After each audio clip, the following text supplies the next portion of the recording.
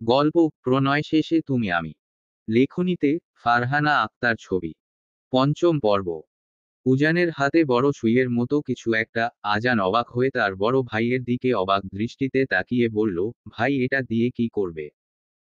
উজান আজানের কথার প্রত্যুত্তরে কিছু না বলে এগিয়ে গেল মায়ানের দিকে। মায়ান উজানের হাতে বড় সুই দেখে ঘাবড়ে গেল। মায়ান ভয় ভয় বলতে লাগলো, আমাকে আর কষ্ট দিস না উজান। আমি কখনো মায়ার দিকে নজর দিব না। আমাকে প্রাণে মারিস না উজান। আমি কথা দিচ্ছি তোদেরকে আমি কখনো বিরক্ত করব না। মায়ানের কথা শুনে উজান উচ্চস্বরে হাসতে হাসতে বলে উঠল, আমার মায়াবতীর দিকে তাকাতে হলেও তোকে বেঁচে থাকতে হবে রে মায়ান। আমার মায়াবতীর দিকে তাকাতে হলেও তো ওই চোখ থাকতে হবে মায়ান। কিন্তু তোর ওই চোখ যদি না থাকে তাহলে। উজানের কথা শুনে মায়ান ভয়ে কাঁপতে লাগলো। লোহার শিকল দিয়ে বাঁধা মায়ান চেয়েও নিজেকে মুক্ত করতে পারল না। উজান আজানের দিকে তাকিয়ে বলল, আজান এই সুইটা আগুনে উতপ্ত করে আনো। একেবারে লাল টকটকে আকার ধারণ করে যেন সুই। উজানের কথা শুনে আজান মুখে রাগ কাটল না। একটু দূরে দাঁড়িয়ে শুকনো কাঠ জ্বালিয়ে আগুনে সুইটা লাল টকটকে রাঙিয়ে তুলে দিল উজানের হাতে। উজান মায়ানের দিকে এগোতে মায়ান চিৎকার করতে লাগলো। উজান বাঁকা হেসে মায়ানের হাঁটুর উপরে গেঁথে দিল। বিকট চিৎকার দিয়ে উঠল মায়ান। নির্দয় উজানের মনে কোন দয়া হলো না। অপর পায়েও গেঁথে দিল সুই।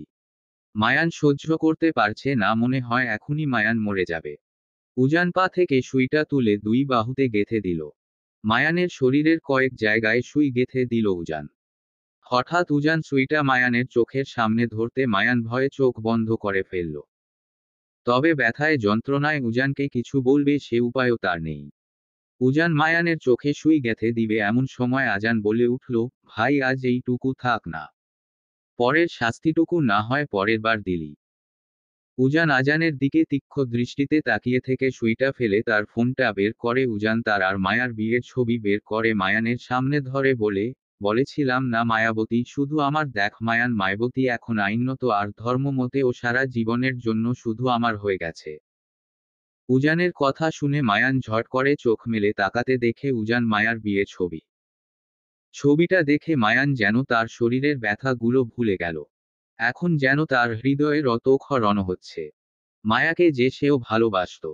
এমনটা নয় যে মায়াকে শুধু জেদের বসে পেতে চাইত। মায়াকে সে হৃদয় থেকেই ভালোবাসত, কিন্তু সেই ভালোবাসা আজ অন্য কারোর ঘরনি। মায়ানের মুখের কথা হারিয়ে গেল। মায়ানকে স্তব্ধ হতভম্ব হতে দেখে উজান বাঁকা হেসে ফোনটা পকেটে ঢুকিয়ে নিল। তারপর উজান ঠোঁট উল্টিয়ে কিছু একটা ভেবে আজানকে উদ্দেশ্য করে বলল, ওর জন্য খুব দরদ হচ্ছে না তোর? ঠিক আছে, আজ ওকে ছেড়ে দিলাম আজান। কিন্তু ওর পুরো দায়িত্ব তোর মাথায় রাখিস আজান। উজানের ঠান্ডা স্বরের কথাগুলো শুনে আজান শুকনো ঢোক গিলল। উজান বের হয়ে গেল তখন আজান মায়ানের দিকে তাকিয়ে বলল, আবেসলা তোর জন্য ভাই আমাকে তোর দায়িত্ব দিয়ে গেল। শোন, একদম চালাকি করার চেষ্টা করবি না। ওহ কাকে কি বলছি? তুই চালাকি আর কি করবি? চালাকি করার মতো অবস্থায় তুই আর নেই। যাই হোক, বেশি দিন আর তুই এই পৃথিবীতে নেই বসো। তাই তোকে এত কথা বলা না বলার সমান। আমি এখন যাচ্ছি, রাতে এসে না হয় তোর খাবার দিয়ে যাব। এখন বিশ্রাম নে। মায়ান কিছু বলতে পারল না। ওর গলা ধরে এলো। চোখ দিয়ে অনবরত পানি গড়িয়ে পড়ছে। মায়ান মনে মনে বলতে লাগলো, আম্মু আব্বু আমি ভুল করেছি। তোমাদের কথা না শুনে আমি মরীচিকার পেছনে ছুটেছি। দেখো তোমাদের অবাধ্য হওয়ার ফল। আমি আজ উজানের বন্দি আম্মু। আমি হয়তো আর কখনো তোমাকে আম্মু বলে ডাকতে পারবো না। আর কখনো তুমি আমাকে আর কখনো আদর বকা দিতে পারবে না। হয়তো আমার লাশটাও তোমরা দেখতে পাবে না। মায়া তুই আমার হলি না। আজ উজান জিতে গেল আর আমি হেরে গেলাম মায়া। তালুকদার বাড়িতে উজান প্রবেশ করতে ড্রয়িং রুমে বসে থাকা ইলিয়াস আর ইমতিয়াজ দুই ভাই উজানের দিকে আর চোখে তাকিয়ে দেখল। উজান তার বাবা চাচাকে দেখেও দেখল না। গটকটিয়ে হেঁটে দোতলায় নিজের রুমে ঢুকে গেল। এদিকে ইলিয়াস ছেলে চলে যাউকর দিকে কটমটিয়ে তাকিয়ে বিড়বিড়িয়ে বলে উঠল, বেয়াদব ছেলে। ইমতিয়াজ ভালোভাবে শুনতে না পেয়ে বড় ভাইকে প্রশ্ন করল, কিছু বললে ভাইজান? ইলিয়াস মুখ গোমড়া করে বলল, না কিছু বলিনি। এক রাত একদিন হতে চলল অথচ আদরের মেয়ে মায়া খন্দকার বাড়িতে নেই। বাড়ির প্রত্যেকটা মানুষের বড্ড মন খারাপ। মারুফ খন্দকার মন খারাপ করে নিজের রুমে শুয়ে আছে। দুপুরের খাবার খেতে কয়েকবার নূরজাহান ডেকেছিল, কিন্তু মারুফ খাবে না বলে গো ধরে রইল। নূরজাহান এবার নিজেই একটা প্লেটে খাবার নিয়ে আসলো রুমে, কারণ দুপুরে স্বামীর প্রেশারের ঔষধ রয়েছে। চিন্তা কেন করছো মারুফ? আমাদের মেয়ে উজানের সাথে ভালো থাকবে। আমি জানি নূর, উজান আমাদের মেয়েকে ভালো রাখবে, কিন্তু আমার কেন যেন এখনো তোর দুই ভাইকে বিশ্বাস হচ্ছে না নূর। ওরা দুই ভাই হলো কাল সাপ, কখন কাকে ছোবল মেরে বসবে কেউ জানে না। আমার মেয়েটার জন্য বড্ড চিন্তা হচ্ছে নূর। আমার উজান থাকতে আমাদের মেয়ে কিচ্ছু হবে না মারুফ। বিশ্বাস রাখো উজানের উপর, দেখো উজান আমাদের নিরাশ করবে না। স্ত্রীর কথা শুনে কিছুটা শান্ত হলো মারুফ। অন্যদিকে মৃন্ময় তার চেয়ারম্যানের দায়িত্ব দারুণভাবে সম্পূর্ণ করছে। গ্রামের মানুষ যারা আগে মৃন্ময়কে বাজে খারাপ বখাটে ছেলে জানতো, সে ছেলের এত পরিবর্তন প্রত্যেকের চোখে লাগলো। মৃন্ময়ের কথায় এখন আর রাস্তার মোড়ে মোড়ে ছেলেদের আড্ডা বসে না, আর না এখন আর কোন মেয়েদের টিজ করা হয়। গ্রামের মানুষদের ভালো মন্দ সবটাই এখন মৃন্ময় নিজ দায়িত্ব নিয়ে পর্যবেক্ষণ করে, লিস্ট করে কাজ শুরু করে দিয়েছে।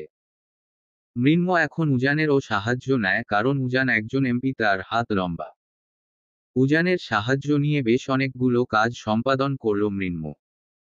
মৃন্ময় দুপুরের দিকে তার ছোট্ট অফিস থেকে বের হয় বাসায় আসার উদ্দেশ্য। মৃন্ময় তার বাইকে উঠবে, তখন হঠাৎ দূরে ওয়েস্টার্ন ড্রেস পরিহিত এক মেয়েকে দেখে মৃন্ময় হৃদয় কুঁচকে সেদিকে তাকিয়ে ভাবে, এই রানীপুর গ্রামে তো এমন কোন নেই যে ওয়েস্টার্ন ড্রেস পরবে। কে এই মেয়ে? আর এই গ্রামে কি চায়? মৃন্ময় তার বাইক নিয়ে এক টানে সেই মেয়ের সামনে থামতে মেয়েটি ভয় পেয়ে যায়। মৃন্ময় তখন গম্ভীর মুখে মেয়েটির দিকে তাকিয়ে বলে, কে আপনি মিস? আপনাকে তো এই গ্রামে আগে কখনো দেখেনি। মৃন্ময়ের প্রশ্ন শুনে মেয়েটি ঘাবড়ে গিয়েও নিজেকে স্বাভাবিক করে বলল, আমি এই গ্রামের জমিদার বাড়ির মেয়ে। মেয়েটির কথা শুনে মৃন্ময় অবাক হয়ে ভাবে, জমিদার বলতে তালুকদার পরিবার, আর মৃন্ময়ের জানা মতে ওই বাড়ির একমাত্র মেয়ে ঈশা, তাহলে এই মেয়েটি নিজেকে ওই বাড়ির মেয়ে বলে দাবি কেন করছে? আপনি মিথ্যা কেন বলছেন মিস? আমার জানা মতে তালুকদার পরিবারে এক মেয়ে, সেই ঈশা। মৃন্ময়ের কথা শুনে মেয়েটি বিরক্ত হয়ে বলল, দেখুন মিস্টার, আপনি কে আমি সেটা জানি না। আর আপনাকে মিথ্যা বলে আমার নিশ্চয়ই কোন লাভ হবে না। যাই হোক, আপনাকে কৈফিয়ত দিতে বাধ্য নই, তবুও বলছি আমি ইমতিয়াজ তালুকদারের ছোট মেয়ে ইয়ানা তালুকদার। ইয়াস তালুকদার আমার বড় ভাই। ছোটবেলায় পড়াশোনার জন্য বিদেশে পাড়ি জমাই। বিদেশ থেকে কয়েক মাস হলো ফিরেছি। এখন মামা বাড়ি থেকে ফিরেছি, গাড়ির জন্য অপেক্ষা করছি। ইয়ানার কথা শুনে মৃন্ময় অবাক হলো। ইয়ানার কথা মৃন্ময়ের স্মরণ নেই। ইয়ানাকে মায়া উজানের বিয়েতেও দেখেনি। আর চেয়ে বড় কথা, ছোট থেকে ইয়ানা গ্রামে না থাকায় মৃন্ময় ইয়ানাকে চিনতে পারেনি। মৃন্ময় ইয়ানাকে বলল, মিস ইয়ানা, আপনি চাইলে আমি আপনাকে তালুকদার বাড়ি পর্যন্ত পৌঁছে দিতে পারি। বাড়ির গাড়ির জন্য অপেক্ষা করতে করতে ইয়ানার পা জোড়া ব্যথা হয়ে গেছে। ইচ্ছে করছে ছেলেটার প্রস্তাবে রাজি হয়ে যেতে, কিন্তু অচেনা অজানা ছেলের থেকে লিফট নিবে। মৃন্ময় ইয়ানার মুখের দিকে তাকিয়ে বুঝল ইয়ানা তাকে বিশ্বাস করতে পারছে না। তাই মৃন্ময় নিজ থেকে বলে উঠল, মিস ইয়ানা, আমাকে আপনি বিশ্বাস করতে পারেন, কারণ আমি আপনার আত্মীয় হই। ইয়ানা অবাক হয়ে বলে, আত্মীয় হন? জি, আমি আপনার ফুফাতো ভাই হই, আর আপনি আর মামাতো বোন। হোয়াট, আপনি আমার ফুফাতো ভাই হন? মজা করছেন? আমার তো কোন ফুফি নেই। তাহলে আপনি কি করে আমার ফুফাতো ভাই হলেন? ইয়ানার প্রশ্ন শুনে মৃন্ময় মুচকি হেসে বলল, সেটা না হয় আপনি আপনার বাবা মাকে জিজ্ঞাসা করবেন। এখন চলুন, আপনাকে পৌঁছে দিয়ে আমি বাড়ি ফিরব। ইয়ানা দোনামোনা করে তার ছোট্ট ব্যাগটা নিয়ে মৃন্ময়ের বাইকে উঠে বসে। মৃন্ময় মিনিট 15 পর তালুকদার বাড়ির সামনে বাইক দাঁড় করায়। ইয়ানা বাইক থেকে নেমে দাঁড়ানোর পর বাড়ির দারোয়ান মৃন্ময়কে দেখে সালাম দিয়ে বলল, আসসালামু আলাইকুম চেয়ারম্যান সাহেব। কেমন আছেন? দারোয়ান অচেনা এক ছেলেকে এত সম্মান করতে দেখে ইয়ানা তো বড্ড অবাক। হা করে দারোয়ান চাচা আর মৃন্ময়ের দিকে তাকিয়ে রইল।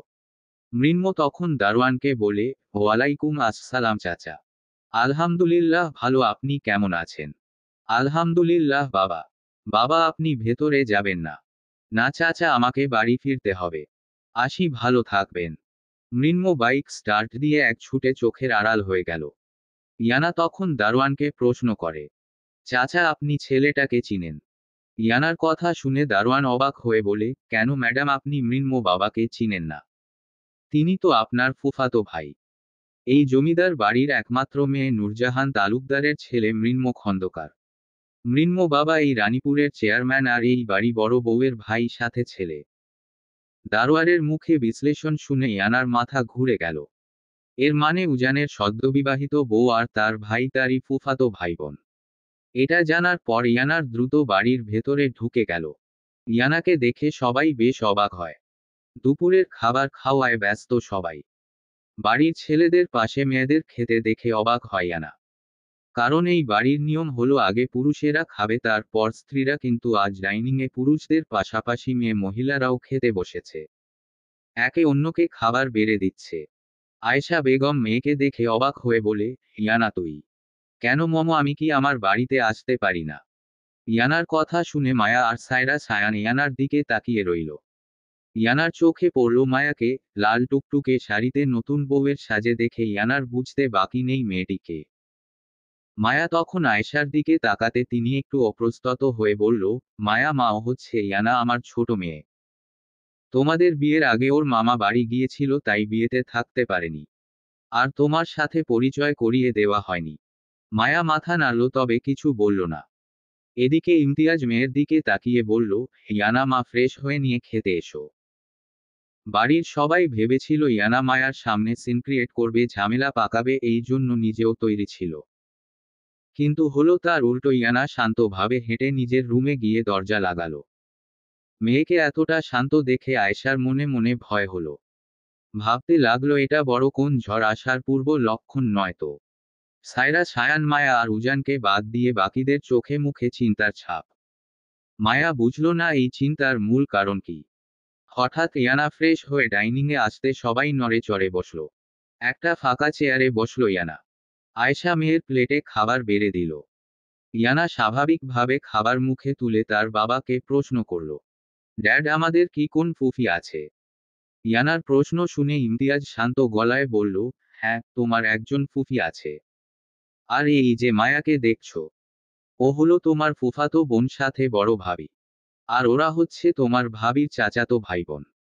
ইয়ানা তখন মায়ার দিকে তাকিয়ে বলে উঠল, ভাবি, আমি ইয়ানা, তোমার বড় ননদ। যেহেতু বিয়েতে ছিলাম তাই আমার সম্পর্কে হয়তো বাড়ির কেউ তোমাকে কিছু বলেনি, কিন্তু ডোন্ট ওয়ারি, আমি চলে এসেছি যখন আমার সম্পর্কে সবকিছু বলার দায়িত্ব আমার। মায়া মুচকি হেসে বলল, নো প্রবলেম রাইবাঘিনী ননদিনী। আমি অপেক্ষায় আছি তোমার সম্পর্কে জানার জন্য। মায়ার কথা শুনে হাসল ইয়ানা। এদিকে বাড়ির প্রত্যেকটা মানুষ অবাক হয়ে নতুন এক ইয়ানাকে দেখছে।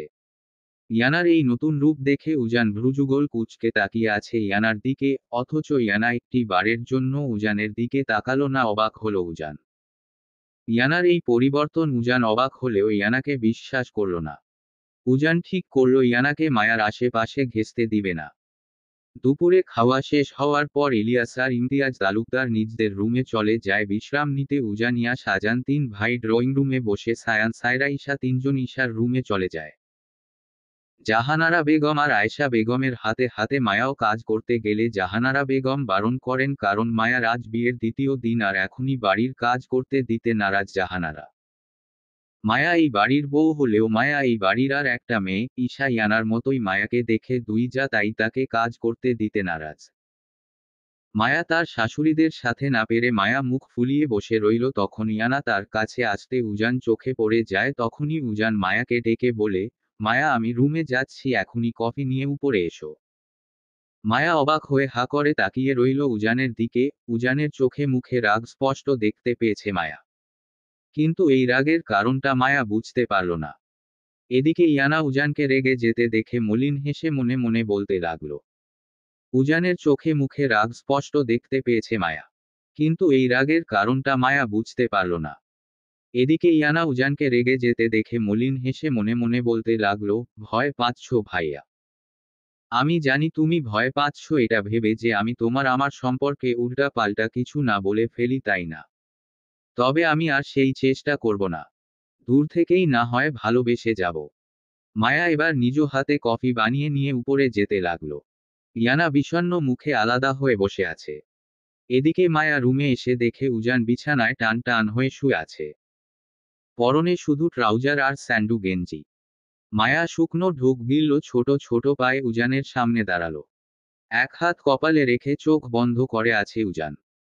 মায়া পাশে দাঁড়াতে উজান চোখ বন্ধ করে বলল, কফিটা টেবিলের উপর রেখে দরজা বন্ধ করে এসো মায়াবতী। দরজা বন্ধ করার কথা শুনতে মায়া নাক ফুলিয়ে বলল, এই দিন দুপুরে দরজা বন্ধ করব, মানুষজন কি ভাববে? মায়ার কথা শেষ হতে না হতে উজান মায়ার হাত ধরে হ্যাঁচকা টান দিয়ে নিজের বুকের উপর ফেলে দিয়ে বলল, কে কি ভাবলো আই ডোন্ট কেয়ার মায়াবতী। তুমি কি ভাবলে এটাই আমার কাছে ম্যাটার করে জান। যাই হোক, তুমি যখন দরজা খোলা রেখেই আমার আদর যত্ন পেতে চাও তাহলে আমার কোন সমস্যা নেই। মায়া উজানের লাগাম ছাড়া কথা শুনে লজ্জায় উজানের মুখটা চেপে ধরে বলল, চুপ, একদম চুপ এমপি সাহেব। উজান মায়ার হাতের তালুতে চুমু দিয়ে সরিয়ে বলল, ওকে জান, এখন নো টক, শুধু অনলি রোমান্স চলবে। মায়াকে আর কিছু বলতে না দিয়ে উজান মায়ার ঠোঁট জোড়া বন্ধ করে দিল। এদিকে ঈশা সায়রা সায়ান ড্রয়িং রুমে এসে দেখে দুই ভাই কফি খাচ্ছে আর কি নিয়ে যেন আলোচনা করছে। হঠাৎ আজান সায়রাকে দেখে ঠোঁটের কোণে হাসি ফুটে ওঠে। সায়রা আজানকে হাসতে দেখে বলল, এভাবে ছাগলের হাসছেন কেন বুইরা বেয়াই? সায়রার কথা শুনে আজানের হাসি বন্ধ হয়ে গেল। ঈশা ইয়াস দুজনে দাঁত বের করে আজান সায়রার ঝগড়া দেখতে লাগলো। শারু বেবি, আমি ছাগল হলে তুমি তো ছাগলি। আমি কেন ছাগলি হব? ছাগলের বউ তো ছাগলি হয়, তাই না? ঈশা এবার বলে উঠল, আজান ভাইয়া, তুমি কবে সায়রাকে বিয়ে করলে? কই, আমরা তো জানলাম না। ঈশার কথা শুনে ইয়াস বলল, আরে হো ঈশারানী, এদের বিয়ে মনে মনে চোখে চোখে হয়েছে, তাই তো আমরা কেউ জানি না। সায়রা এবার বেশ রেগে গেল। চোখ মুখ লাল হয়ে এলো সায়রার। সায়ান বুঝল তার বোন রেগে গেছে, হয়তো এখনই কিছু একটা আজানকে বলে ফেলবে। এর পূর্বে ঈশার চোখ সায়রার হাতের দিকে পড়লে ঈশা গলার আওয়াজ নিচে রেখে নাটক করার মতো চিৎকার করে উঠল, সায়রা, তোর হাতে এই কার নাম লিখেছিস? আজান বুঝল বোন তার সায়রার হাতে তার লেখা নামটা দেখে ফেলেছে। এদিকে সায়রা রক্তিম চোখে তাকিয়ে আছে আজানের দিকে। ঈশা বুঝল সায়রাকে এবার বড্ড বেশি খেপিয়ে তুলেছে, যে কোন সময় তার সাথে তার ভাই আজানের ঘাড় মটকে দিতে পারে। ঈশা কিছু বলবে তার পূর্বে আজান বলে উঠল, কি ব্যাপার শারু বেবি, সামথিং সামথিং হুম? সায়রা দাঁতে দাঁত চেপে আজানের দিকে তাকিয়ে বলল, দুনিয়ার শেষ পুরুষ আপনি হলেও আপনার জন্য আমার মনে সামথিং সামথিং এর বদলে নাথিং নাথিং হবে। সো বেশি ভাব নিয়েন না। আপনার সাথে আমার সামথিং সামথিং কখনো হবার নয়। কথাটা বলে সায়রা গটগট করে হেঁটে ঈশা রুমে চলে গেল। ঈশাও সায়রার পেছনে পেছনে ছুটে গেল। ওরা চলে যেতে সায়ান গম্ভীর গলায় আজানকে বলে উঠল, আজান ভাইয়া, আপনি শারুর সাথে ফাজলামি করে বা দুষ্টুমি করেন, এতে আমার কোনো আপত্তি নেই, তবে আপনি আপনার লিমিট ক্রস করবেন না। আজ যদি ঈশার বদলে এবাড়ির অন্য কেউ শারুর হাতে আপনার নাম দেখতে পেত তাহলে কি হতো ভাবতে পারছেন? তাই আপনি দয়া করে নিজের সীমার ভেতর থাকবেন, দয়া করে। সায়ান আর কিছু বলল না, চলে গেল বাড়ির বাইরে। এদিকে রাগে আজানের হাত মুষ্টিবদ্ধ করে তাকিয়ে রইল ঈশার রুমের দিকে। সায়ানের কথাগুলো আজান শুনল না, কারণ সায়রার বলা প্রত্যেকটা কথাগুলো আজানের কানের কাছে বাজছে।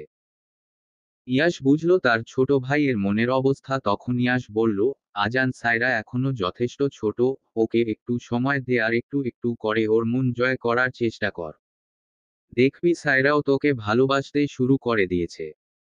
আজান কিছু বলল না, ড্রয়িং রুম ছেড়ে চলে যেতে নিলে তৎক্ষণাৎ ইলিয়াস তালুকদার আর তার ভাই ইমতিয়াজ তালুকদার ড্রয়িং রুমে এসে ইয়াস আর আজানকে বলে, ইয়াস, আজান, তোমরা একসাথে আছো দেখছি, ভালোই হয়েছে।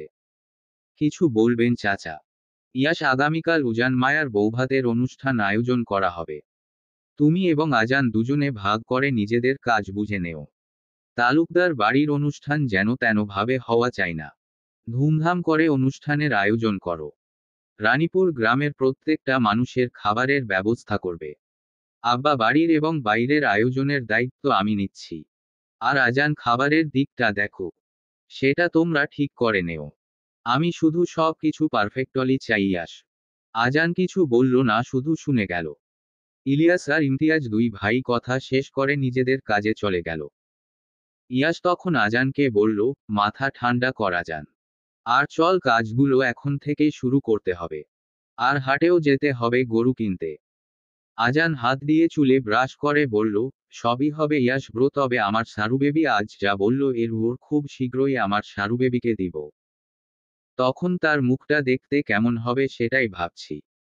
ইয়াস মনে মনে বলতে লাগলো, আল্লাহ, এরা দুই ভাই কি সাইকো! ভালোবেসে একদম সাইকো বনে গেল। আল্লাহ জানে বাদশা মেয়েটার কপালে কি শনি নাচছে। ইয়াস আজানকে নিয়ে বাড়ির বাইরে চলে গেল। ইয়ানা দূরে বসে সবটা দেখল। বুঝতে পারল আজানও সায়রাকে ভালোবাসে। ইয়ানা মলিন হাসল। বসা থেকে উঠে এলোমেলো পায়ে হেঁটে নিজের রুমের দিকে যেতে উজানের রুমের দিকে চোখ পড়তে ইয়ানার চোখ দুটো ভরে এলো, কারণ দরজা খোলা থাকায় উজান মায়ার একান্ত ব্যক্তিগত মুহূর্তগুলো চোখে পড়ল ইয়ানার। উজানের আদরে আদরে ভরিয়ে দিতে লাগলো তার মায়াবতীকে, আর অন্যদিকে হৃদয়ে আগুন জ্বলতে লাগলো ইয়ানার। দ্রুত নিজের রুমে গিয়ে শব্দ করে দরজা লাগাতে উজান মায়া থেমে যায়। উজান দ্রুত পায়ে মায়াকে ছেড়ে দিয়ে উঠে দরজা ভেতর থেকে লক করে ফেলে আবারও তার মায়াবতীর হাত জোড়া নিজের হাতের মুঠোয় আটকে নিল। পুরো রুম এলোমেলো হয়ে আছে, আর ফ্লোরে এলোমেলো চুলে হাঁটু মুড়ে বসে পাগলের মতো কাঁদতে লাগলো ইয়ানা। কষ্টে বুক তার ফেটে যাচ্ছে। উজান মায়াকে একসাথে দেখলেই ইয়ানার বুকের ভেতর তীব্র যন্ত্রণা হয়। আর আজ দুজনকে এত ঘনিষ্ঠ দেখে তুষের ছাইয়ে চাপা দিয়ে থাকা আগুনটা দাউ দাউ করে জ্বলতে লাগলো। সামলাতে পারল না নিজের মনটাকে।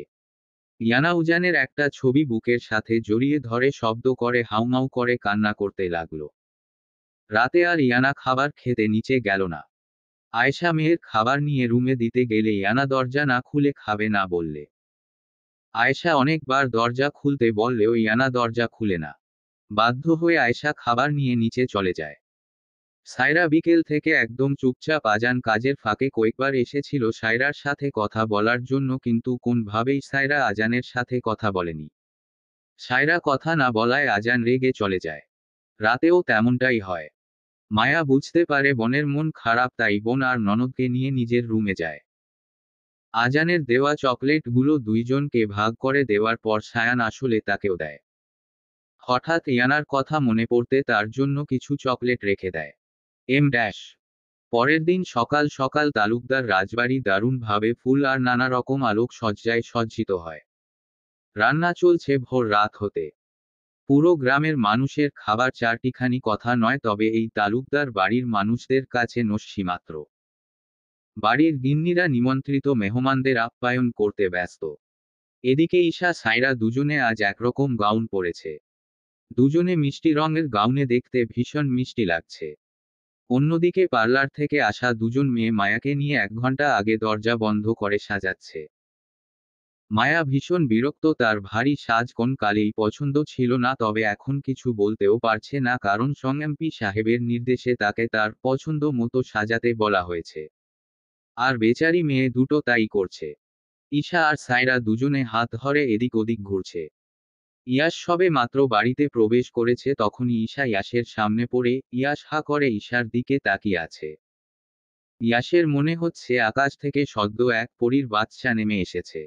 ঈশার ইয়াসের দিকে চোখ না পড়তে সায়রা দেখতে পায় ইয়াসকে। ইয়াসের তাকানো দেখে সায়রা মুচকি হেসে বিড়বিড় করে বলল, বাহ বাহ, আমার বেয়াই দেখি বেআইনের উপর ঠাস করে প্রেমে পড়ে গেছে মনে হচ্ছে। আচ্ছা, আমি কবে ঠাস ঠুস করে প্রেমে পড়ে জ্ঞান হারাবো? খুব শীঘ্রই সারু বেবি। অন্য কারোর গলার আওয়াজ পেয়ে ভয় পেয়ে গেল সায়রা। ঘাড় ঘুরাতে আজানকে তার একদম কাছাকাছি দেখে দুপা পিছিয়ে যেতে নিলে গাউনে পা বেজে পড়ে যেতে নিলে আজানের বাহুবন্দী হয়ে যায় সায়রা। ঈশা আর ইয়াস দুজনে বিস্ময় চোখে তাকিয়ে আছে আজান আর সায়রার দিকে, মনে হচ্ছে তাদের সামনে কোন রোমান্টিক মুভি চলছে। সায়রা হতভম্ব হয়ে তাকিয়ে রইল আজানের পানে, আর আজান সে তো মুগ্ধ হয়ে দেখছে তার সারু বেবিকে। ইয়াস খেয়াল করলো তার চাচা আসছে, তখনই ইয়াস কাশি দিয়ে উঠলে আজান সায়রাকে ছেড়ে দিতে সায়রা বেশ লজ্জা পায়। যেখানে ঝগড়া করবে বলে প্রস্তুতি নিচ্ছিল সেখানে লজ্জা রাঙা মুখ নিয়ে পালাতে হচ্ছে তাকে। ঈশা তার ভাইয়ের দিকে ভ্রু নাচাতে আজান হেসে ফেলে মাথা চুলকাতে লাগলো। ঈশা সায়রা চলে যেতে আজান ইয়াসের পিঠে কিল মেরে বলল, আবে স্লা, তোর আমার প্রেমে হাত পা না ঢুকালে হয় না। ইয়াশ পাল্টা আজানকে মেরে বলল, গাধা, তোকে কেন বাধা দিয়েছি জানতে চাস? তাহলে ওই দিকে তাকা। ইয়াশ আজানের ঘাড় ঘুরাতে দেখে তার দরজাল বাপ দাঁড়িয়ে অন্য লোকের সাথে কথা বলছে। আজান দম ছেড়ে ইয়াশকে বলে, ধন্যবাদ ভাই। ইয়াশ অবাক হয়ে বলল, ধন্যবাদ ভাই? আল্লাহ, আমি কি ঠিক শুনেছি? তুই আমাকে ধন্যবাদ দিয়েছিস আবার ভাইও বললি? মানে তুই মানছিস আমি তোর বড় ভাই? আজান ইয়াসের মাথায় চাটি মেরে বলল, আবেহ, তোকে কখন বললাম আমি তোকে বড় ভাই মানি?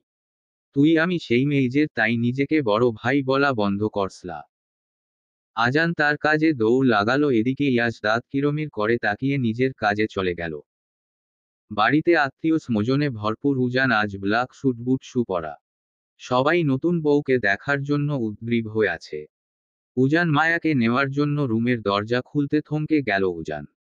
আজ যেন স্বর্গের অপসরা তার সামনে দাঁড়িয়ে আছে। উজানকে দেখে পার্লারের মেয়ে দুটো রুম থেকে বের হয়ে গেল। উজান এক পা দুপা করে তার মায়াবতীর কাছে এগিয়ে গেল। মায়া তার শ্যামপুরুষের দিকে মুগ্ধ নয়নে তাকিয়ে আছে। ব্ল্যাক শুটে উজানকে বড্ড বেশি সুন্দর লাগছে। মায়ার যেন চোখ সরছে না। কোন এক সময় উজান মায়ার উদরে স্পর্শ করতে কেঁপে উঠল মায়া। মায়ার সরুনাকে চুমু দিয়ে বলল, ভালোবাসি মায়াবতী। মায়া হুট করে উজানের পুরু খয়েরি ঠোঁট জোড়ায় ঠোঁট ছুঁয়ে বলে, ভালোবাসি শ্যামপুরুষ। উজান মায়াকে বুকের সাথে আর একটু শক্ত করে জড়িয়ে ধরতে মায়া বলে, কি করছো এমপি সাহেব? দরজা খোলা, কেউ দেখে ফেলবে। উজান যেন নিজের ভেতর নেই। মায়ার কথা তার কর্ণকুহরের পৌঁছালো না। সে যেন তার মায়াবতীর ভেতরে হারিয়ে যেতে চাইল। তখনই হঠাৎ পেছনে থেকে মেয়েলি কণ্ঠে বলে উঠল, ভাইয়া, তোমাদের নিচে সবাই খুঁজছে। উজান ঘাড় ঘুরিয়ে তাকিয়ে দেখে ইয়ানা বীর্ষ মুখে তাদের দিকে তাকিয়ে আছে। কেন যেন উজানের রাগ উঠল। চোখ মুখ শক্ত করে গম্ভীর গলায় বলে উঠল, আমার চোখের সামনে থেকে দূরে যাইয়া না। উজানের রাগী গম্ভীর গলায় কথাগুলো শুনে ইয়ানার শরীর কেঁপে উঠল। ছলছল চোখ নিয়ে দ্রুত পায়ে সেই স্থান ত্যাগ করল ইয়ানা। ইয়ানা যেতেই মায়া উজানের থেকে নিজেকে ছাড়িয়ে বলে, আমি বুঝতে পারছি এমপি সাহেব, ইয়ানা তোমাকে ভালোবাসে, তাই না? মায়ার কথা শুনে চমকে উঠল উজান। মনের কোণে এক অজানা ভয় এসে ভর করল, এটা ভেবে যে তার মায়াবতী তাকে ভুল বুঝবে না তো। তৎক্ষণাৎ উজান উত্তেজিত হয়ে মায়ার কাছে আসতে মায়া দু পা পিছিয়ে যায়। এটা দেখে উজানের যেন মাথা খারাপ হয়ে গেল। দুহাত দিয়ে মায়ার বাহু খামচে ধরে নিজের খোঁচে টেনে বলে, একদম আমার থেকে দূরে যাওয়ার চিন্তা ভাবনা করবে না জান। আইসোয়ার আমি তোমাকে খুনও করে ফেলব। তারপর নিজেকে শেষও করে ফেলব। ওই ইয়ানা আমাকে ভালোবাসলেও আমি ওকে কখনো ভালোবাসিনি। আমি তোমাকে ভালোবেসে এসেছি জান। উজান এত জোরে মায়ার বাহু চেপে ধরেছে যে মায়া দাঁতে দাঁত চেপে সে ব্যথা সহ্য করে যাচ্ছে। মায়া হঠাৎ উজানের কথার প্রত্যুত্তরে উজানের বুকে সজোরে ধাক্কা দিয়ে নিজের থেকে সরিয়ে বলল, আমাকে নিচে যেতে হবে। উজানকে কিছু বলার সুযোগ না দিয়ে মায়া রুম থেকে বের হয়ে গেল। উজান হতভম্ব হয়ে তার মায়াবতীকে দেখল। হঠাৎ উজানের মনে হলো তাকেও তার মায়াবতীর সাথে নিচে যেতে হবে। দ্রুত পায়ে সেও রুম থেকে বের হলো। মায়া সিঁড়ির সামনে আসতে উজান দ্রুত পায়ে এসে মায়ার পাশে দাঁড়ায়। তখনই সবার নজর পড়ে উজান মায়ার উপর। প্রত্যেকটা মানুষ উজান মায়ার জুটিটাকে মুগ্ধ নয়নে দেখতে লাগলো। উজান কালো স্যুট পরনে আর মায়ার পরনে কালো লাহেঙ্গা, হাতে গলায় কানে ডায়মন্ডের অর্নামেন্টস।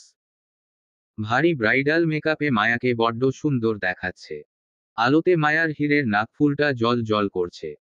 আজ ইলিয়াস তালুকদার আর ইমতিয়াজ তালুকদার ওহা করে তাকিয়ে আছে উজান মায়ার দিকে। তখনই পাশ থেকে আজান বলে উঠল, আব্বা চাচা, মুখটা বন্ধ করো নয়তো মশা ঢুকে যাবে। ইলিয়াস আর ইমতিয়াজ দুই ভাই বিরক্ত চোখে আজানের দিকে তাকাতে আজান দাঁত বের করে অন্যদিকে সরে পড়ে। আজান মায়া নিচে আসতে সবাই বেশ আগ্রহ নিয়ে মায়াকে দেখছে। শ্যামপুরুষের এমন সুন্দরী বউ দেখে প্রত্যেকে ভীষণ প্রশংসা করতে লাগলো। এদিকে মায়া মুখের কোণে মুচকি হাসি দিয়ে মনে মনে বলতে লাগলো, এত এত প্রশংসা করছে শুধুমাত্র আমার মেকআপ করা রূপ দেখে।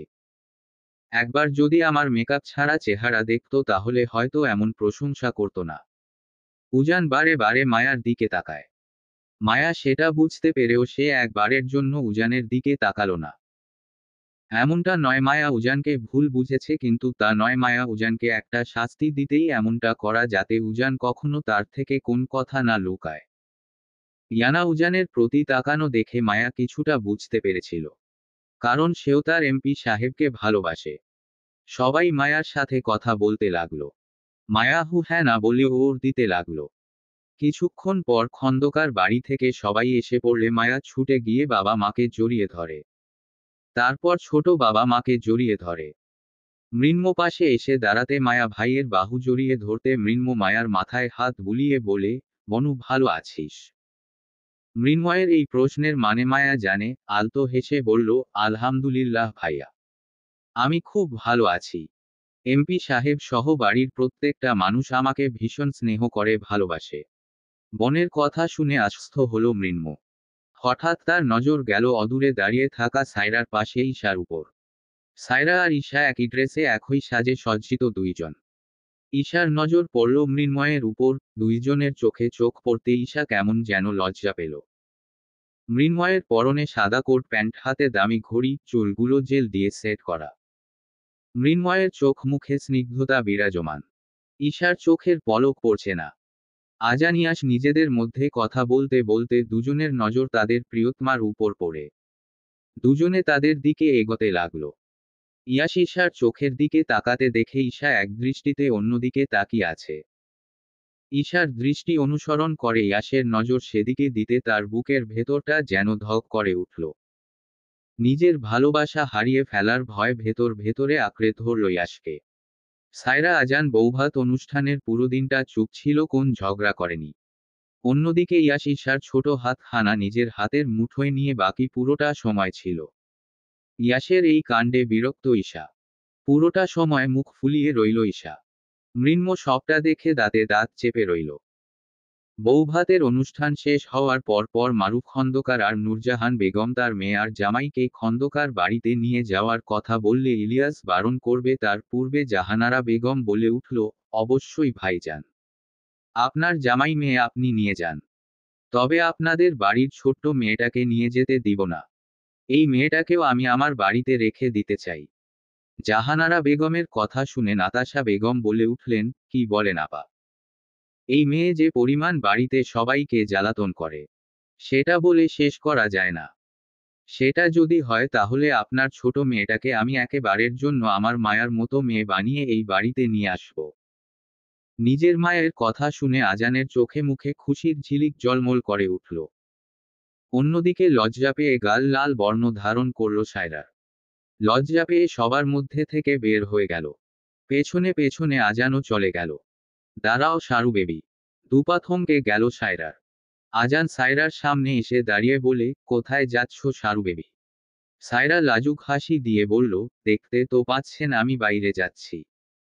বাড়ি যাওয়ার জন্য এত তাড়া সারু বেবি? নাকি লজ্জা পেয়ে নিজেকে লুকাতে চাইছো কোনটা? সারু নাক ফুলিয়ে বলল, কোনটাই না। সবাই এখনই বের হবে, তাই আমি। কথাটা শেষ করতে না দিয়ে আজান বলে উঠল, তাই তুমি আগে গিয়ে গাড়িতে বসে অপেক্ষা করবে। সায়রা নাক ফুলিয়ে বলল, বেশি কথা না বলে চুপ থাকুন বুইরা বেয়াই। ওকে ওকে, এই যে জিপ টেনে দিলাম। সায়রা পেছনে পেছনে আজান যেতে নিলে নূরজাহান পেছনে থেকে ডেকে বলে, আজান বাবা, তোমার জামা কাপড় প্যাকিং করে নেও, তুমি ইয়াস ঈশা উজান মায়ার সাথে আমাদের বাড়িতে যাচ্ছ। ফুফির কথা শুনে আজানকে আর পায় কে। খুশি খুশি ঈশা ইয়াস আজান নিজেদের কাপড় সহ প্রয়োজনীয় জিনিস গুছিয়ে নিয়ে বের হওয়ার সময় ঈশার ইয়ানার কথা স্মরণে আসতে ঈশা তার ছোট চাচিকে বলল, চাচিমা, ইয়ানা আপুকেও আমাদের সাথে নিয়ে যাই। ইয়ানার কথা শুনতে আয়েশা ঈশাকে বলল, না ঈশা, ইয়ানা কোথাও যাবে না। ওর শরীর খারাপ, তাই নিজের রুমে শুয়ে আছে। চাচির কথা শুনে ঈশার খারাপ লাগলো। দ্বিতীয়বার আর কিছু বলল না। তার ব্যাগটা নিয়ে গুটি গুটি পায়ে নিচে আসতে দেখে সবাই তার জন্য অপেক্ষা করছে। ইয়াস ঈশার ব্যাগটা নিতে এগোতে যাবে, তখনই মৃন্ম ঈশার কাছে গিয়ে বলে, বেআইন, ব্যাগটা আমাকে দেও।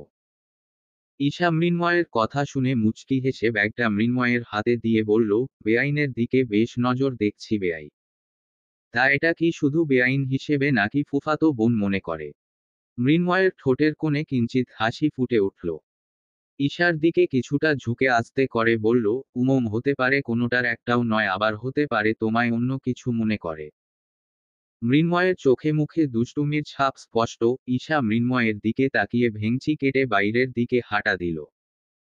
ঈশার বাচ্চামো দেখে হাসল মৃন্ময়, অন্যদিকে ইয়াস পুরোটাই দেখল, রাগে কপালের রোগগুলো ভেসে আছে।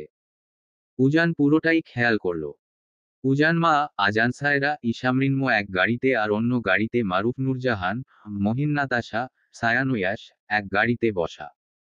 ইয়াস গম্ভীর মুখে বসে আছে। ঈশার পাশে মৃন্ময়কে একদমই সহ্য করতে পারছে না ইয়াস। কিন্তু এই মুহূর্তে ইয়াসের হাতে কিচ্ছু নেই। খুনসুটি করতে করতে খন্দকার বাড়িতে পৌঁছে গেল সবাই।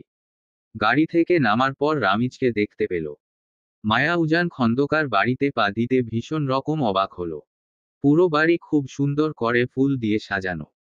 উজান মা ঈশা আজানিয়াসকে বসিয়ে রান্নাঘরে চলে গেল গিন্নিরা।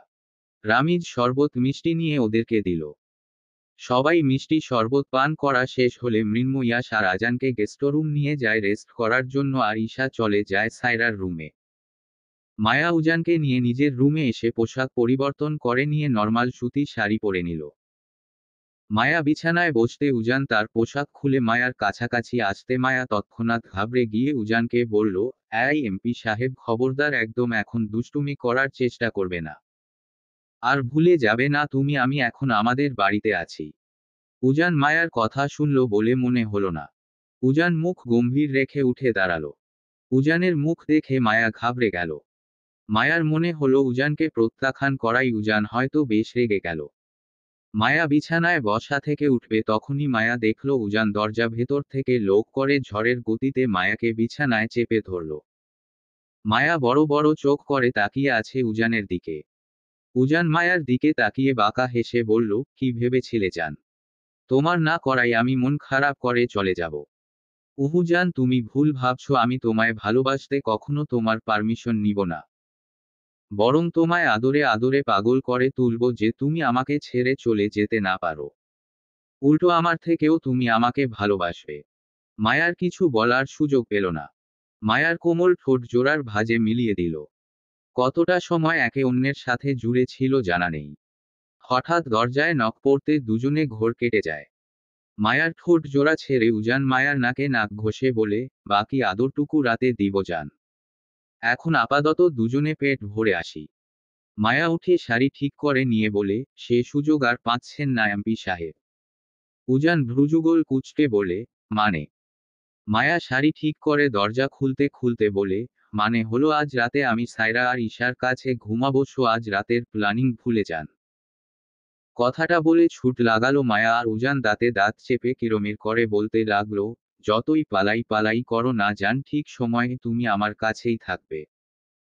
ডাইনিংয়ে সবাই বসে আছে মায়া আর উজানের অপেক্ষায়, তখন মায়া ছুটে আসতে সায়রা ভ্রু নাচিয়ে বলল, কি ব্যাপার আপাই, তোর পেছনে পাগলা কুত্তা তাড়া করেছে নাকি? সায়রার কথা শেষ হতে না হতে উজান এসে হাজির হয়। মায়া সায়রার মাথায় থাপ্পড় মেরে বলল, বেশি কথা না বলে চুপচাপ খেয়ে নে। মায়া আর উজান পাশাপাশি বসে আছে। উজান তো ভেতরে ভেতরে রাগে ফুঁসতে। মায়া সেটা দেখেও না দেখার ভান করল। এদিকে ঈশার পাশে মৃন্ময়কে বসতে দেখে ইয়াস রাগে কিটমিট করে বসা থেকে দাঁড়িয়ে পড়তে সায়রা বলে, এ কি বেয়াই, আপনি খাওয়া ছেড়ে উঠে গেলেন কেন? ইয়াস নিজেকে সংযত করে বলল, আমার খিদে নেই সায়রা, তোমরা খেয়ে নেও। আজান উজান মনে হলো খানিকটা বুঝল ইয়াস কেন রেগে আছে। আজান উজান কিছু বলবে তার পূর্বে নূরজাহান বেগম তার ভাইপোর কাছে এসে বলল, ইয়াস আব্বা কি হয়েছে? খাবে না কেন? খাবার বুঝি ভালো লাগেনি? ফুফির কথা শুনে ইয়াস খানিকটা নরম সুরে বলল, একদম না ফুফি, তোমার হাতের রান্না কেমন সেদিন খেয়ে আমি বুঝেছি। ভালো না লাগার কোন প্রশ্নই আসে না। তাহলে কেন খাচ্ছ না? আচ্ছা, আমি আজ আমার ছোট্ট ইয়াসকে খাইয়ে দিব। আয় বসো দেখি। নূরজাহান ইয়াসকে চেয়ারে বসিয়ে নিজের হাতে খাইয়ে দিতে লাগলো। ইয়াস নিজের রাগটা আর কাউকে দেখালো না। চুপচাপ খেতে লাগলো। হঠাৎ নূরজাহান খেয়াল করলো টেবিলের বাকি ছেলে মেয়ে খাওয়া বন্ধ করে তার দিকে তাকিয়ে আছে। এটা দেখে তিনি বললেন, কি ব্যাপার, তোমরা সবাই না খেয়ে আমার দিকে তাকিয়ে আছো কেন? তখন উজান মুখ গোমরা করে বলল, তার আগে তুমি বলো ইয়াস কি একমাত্র তোমার ভাইপো? আমরা কি বানের জলে ভেসে এসেছি? আমাদেরও খাইয়ে দিতে হবে, না হলে আমরা কেউ খাচ্ছি না। একদম, বড়মা দুলাভাই একদম ঠিক বলেছে। তুমি শুধু ইয়াশ ভাইকে কেন খাইয়ে দিবে? এখন আমাদের কেউ খাইয়ে দিতে হবে। ইয়াশ মুখে খাবার নিয়ে বলতে লাগলো, দেখেছ ফুফি ওরা কতটা হিংসুটে। আমাকে হিংসে করছে। এবার ঈশা মুখ খুলল, ফুফি তুমি এবার আমাদেরও খাইয়ে দিবে। শুধুমাত্র আদর করে খাইয়ে দিলে হবে না, আমাদেরও খাইয়ে দিতে হবে। নূরজাহান বুঝল ছেলে মেয়েগুলো তার হাতে না খেয়ে ছাড়বে না। তিনি হাসি মুখে সবাইকে খাইয়ে দিল। তারপর নিজেরাই বাকি খাবার খেয়ে উঠল। সবাই যখন নিজেদেরকে নিয়ে ব্যস্ত তখন উজান হুট করে মায়াকে কোলে তুলে নিয়ে রুমে ঢুকে গেল। সায়রা, আজান, ইয়াশিসা, মৃন্ম সবাই দেখে ও না দেখার ভান করল। এই কি করলে এমপি সাহেব? বাইরে ভাই বোনেরা আছে, সবার সামনে এভাবে কেন কোলে তুলে আনলেন? ছি ছি ছি, আমি ওদের সামনে মুখ দেখাবো কি করে? মায়ার কথা শুনে উজান ঠোঁট কামড়ে হেসে দিয়ে বলে, ওদের সামনে মুখ কি করে দেখাবে সেটা না হয় আমি বলে দিব, তার আগে তোমার শাস্তি গুলো তোমাকে দিয়ে নি। ওয়ার শাস্তি? You mean punishment? একটু ঢং করে কথাগুলো বলল মায়া।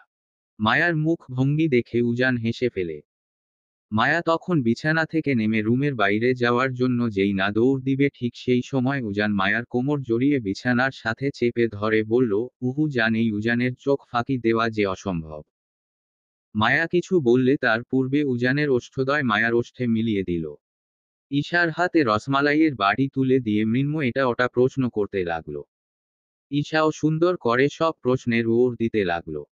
দুজন দুজনকে নানা রকম কথা বলছে আর হাসছে। এটা ইয়াশ দূরে বসে দেখতে লাগলো। রাগে ইয়াশের হাত ইসপিস করছে। ইচ্ছে করছে মৃন্ময়ের নাক বরাবর এক ঘুষি মারতে, কিন্তু আফসোস এটা ইয়াশ চেয়েও করতে পারবে না। সায়রা ইয়াশের পাশে বসে বলল, কি ব্যাপার বেয়াই, আপনাকে দেখে মনে হচ্ছে আপনি ভেতরে ভেতরে ভীষণ রকম জ্বলছেন। কাহিনীটা কি? আচমকা সায়রার এমন কথা শুনে ইয়াশ কি বলবে বুঝে উঠতে পারল না। ইয়াশ নিজের রাগটাকে লুকানোর জন্য সায়রার দিকে তাকিয়ে আলতো হেসে বলল, কাহিনী? কোন কাহিনী নেই বেআইন? সায়রা এক গাল হেসে দিয়ে বলল, আমাকে ঈশা মনে করবেন না ইয়াশ ভাই। ঈশা ভীষণ সরল সহজ মেয়ে ইয়াশ ভাই। ও এত সহজে আপনার মনের কথা বুঝতে পারবে না। আমার মনে হয় বেশি দেরি হওয়ার আগে নিজের মনের কথা বলে দিন। সায়রার কথা শুনে ইয়াশের চোখে মুখে বিস্ময়কর চাহনি। তা দেখে সায়রা ঠোঁট টিপে হাসল। ইয়াশ সায়রার মাথায় হাত বুলিয়ে দিয়ে বলল, ঈশা যে এখনো অবুঝ মেয়ে বেআইন। ও যে আমার ভালোবাসা বুঝবে না। সায়রা ইয়াশের হাতটা নিজের হাতের মুঠোয় নিয়ে বলে, ভাইয়া এত কিছু মনে করে ভালোবাসা হয় না। ভালোবাসা কখন কিভাবে কাকে দেখে হয়ে যায় সেটা কেউ বলতে পারে না। আর ঈশা মনেও অবুঝ না। ঈশা শান্ত স্বভাবের মেয়ে, তবে অবুঝ নয়। আমি ছোট বোন হয়ে আপনাকে একটা কথাই বলবো। আপনি ঈশাকে আপনার মনের কথাগুলো বলুন। আর আমি তো আছি ভাইয়া। আমি ওকে বুঝাবো। সায়রার কথা শুনে ইয়াশ যেন ভরসা পেল। ইয়াশ মনে মনে ঠিক করে নিল খুব তাড়াতাড়ি ঈশাকে তার মনের কথা জানাবে। এদিকে ইয়াশ আর সায়রাকে আলাদা করে কথা বলছে, হাসছে, হাত ধরছে, এটা আজান ঈশার চোখ এড়ালো না। ঈশার মনের কোণে ইয়াশকে কেমন যেন একটা হারিয়ে ফেলার ভয় জেঁকে ধরল। মৃন্ময়ের বলা এখন প্রত্যেকটা কথা ঈশার কাছে বিরক্ত লাগছে। অন্যদিকে আজান সায়ানের কথা না শুনে সায়রা আর ইয়াশের দিকে কটমট করে তাকিয়ে আছে, যেন চোখ দিয়ে দুইজনকে আগুনে জ্বালিয়ে পুড়িয়ে ছাই করে দিবে।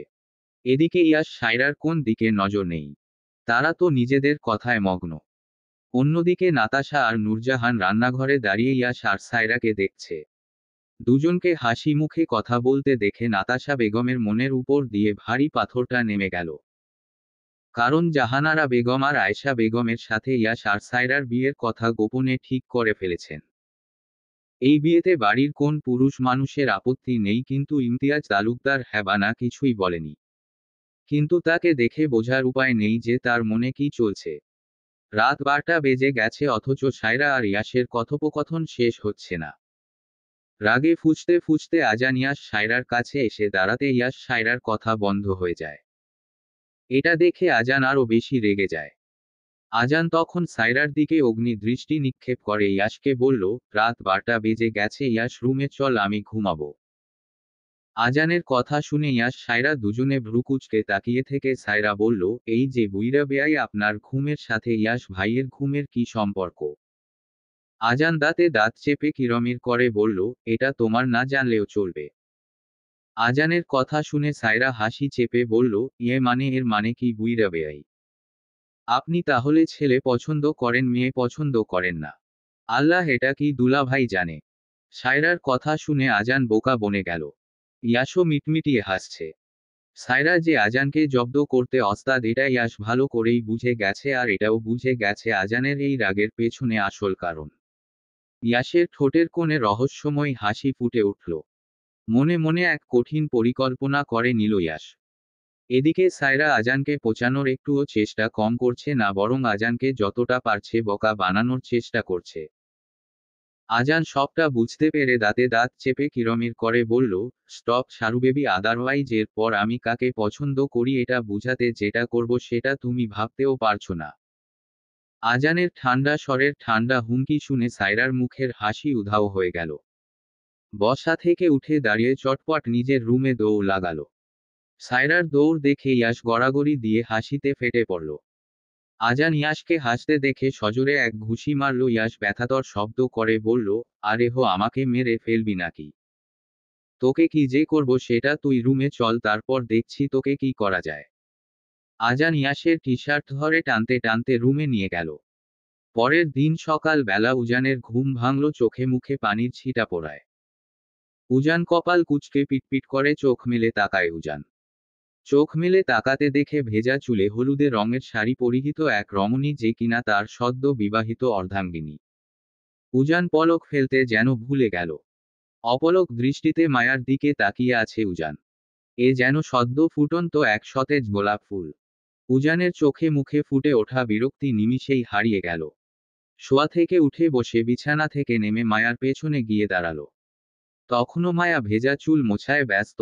হঠাৎ মায়ার তার শীতল উদ্রে উষ্ণ হাতের স্পর্শ পেতেই চমকে উঠল। তড়িৎ গতিতে পেছনে ঘুরে তাকাতে উজানের পুরু ঠোঁট জোড়া মায়ার ললাটে স্পর্শ করতে মায়া উজানের মুখের দিকে তাকায়। উজানের ঠোঁটের কোণে তখন তৃপ্তিময় হাসি। তার ভালোবাসা নিজের করে পাওয়ার এক তৃপ্তি, যেটা উজান উপলব্ধি করতে পারছে।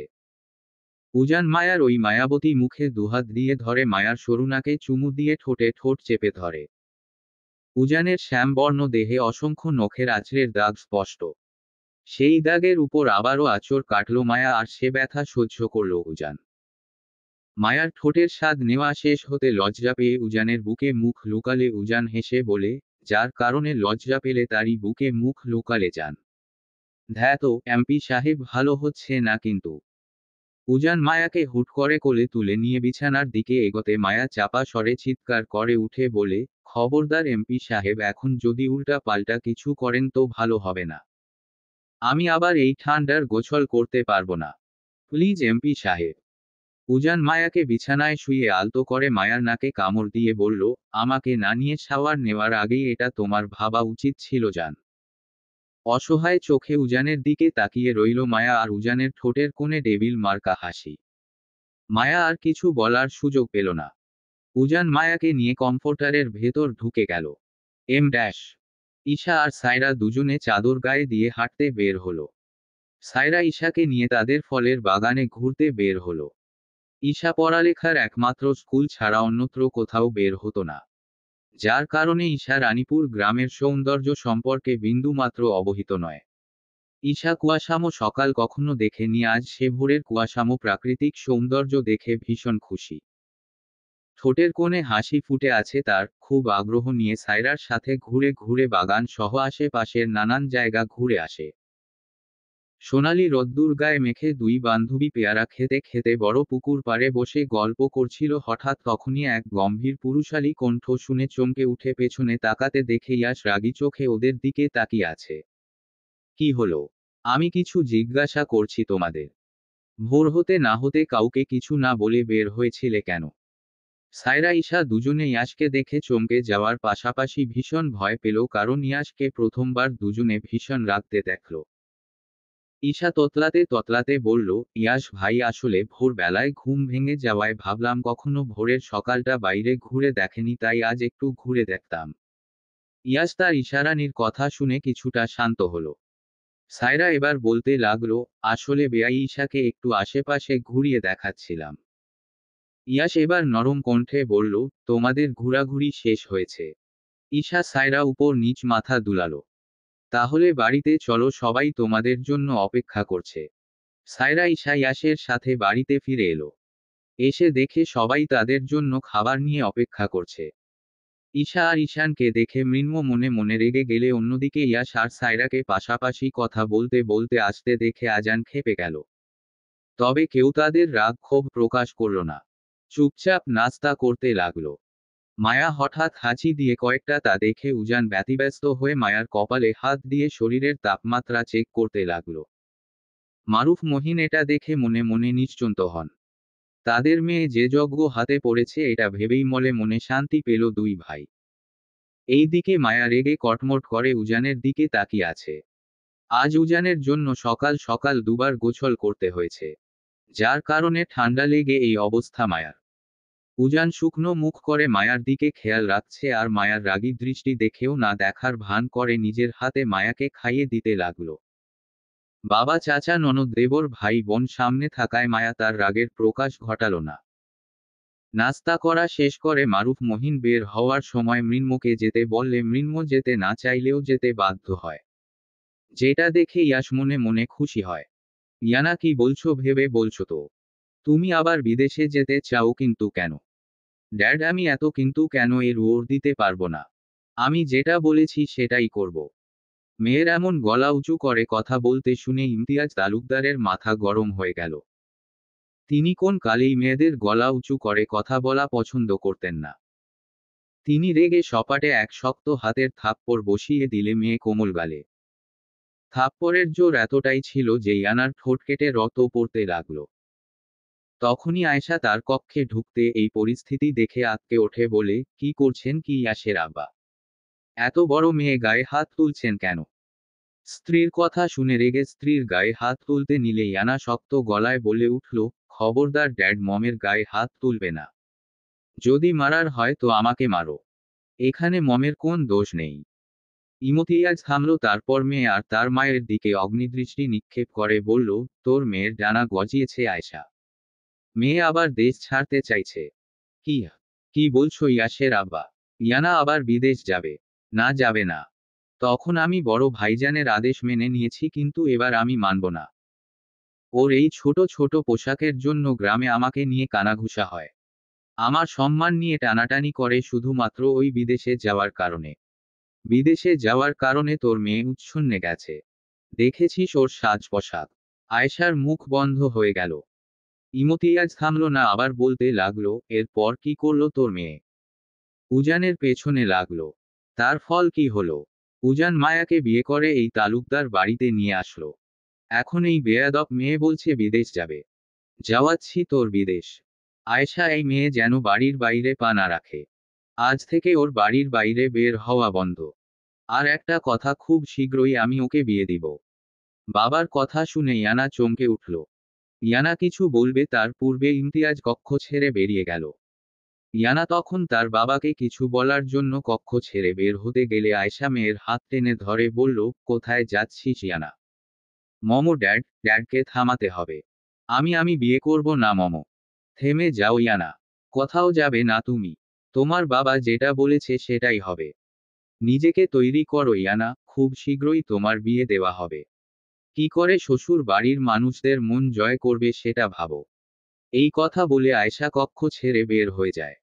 ইয়ানা স্তব্ধ হতভম্ব হয়ে ফ্লোরে বসে পড়ল। দুচোখ বেয়ে অশ্রু গড়িয়ে পড়ছে ইয়ানার। এম ড্যাশ ভাইজান উজান আজানিয়াসি সামায়া ফিরবে কবে? সবে একদিন হলো তারাও বাড়ি গিয়েছে। আসতে হয়তো আরও 2-3 দিন লাগবে। ভাইজান উজানকে একটু তাড়াতাড়ি ফিরতে বলো। কেন ছোট ভাইজান, আমি খুব শীঘ্রই ইয়ানার বিয়ে দিতে চাই।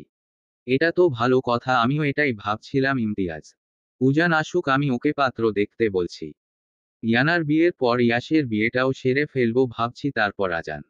ঠিক বলেছ ভাইজান। একে একে সব ছেলে মেয়েদের বিয়ে দিয়ে দিতে হবে। আর ঈশাও তো এখনো বাচ্চা মেয়ে, ওর বিয়ে দেরি আছে। বড় হোক, পড়াশোনা করুক, তারপর না হয় দেখা যাক। নাস্তা করে আজান উজান বের হয়ে গেল। বাড়িতে শুধুমাত্র মায়া, সায়ান, সায়রা, ঈশা। মায়া উজানকে ভিডিও দিয়ে সায়রার রুমে ঢুকতে দেখে তিন মূর্তিমান মুখ কালো করে বসে আছে। মায়া তীক্ষ্ণ দৃষ্টিতে তার ননদ আর ভাইবোনের দিকে তাকিয়ে থেকে বলল, কি ব্যাপার সারু, সায়ু, ইস্যু, তোদের মন খারাপ কেন? সায়রা ঈশা কিছু বলবে তার পূর্বে সায়ান কাঁদো কাঁদো কণ্ঠে বলে উঠল, আপাই, আমাদের সর্বনাশ হয়ে গেছে।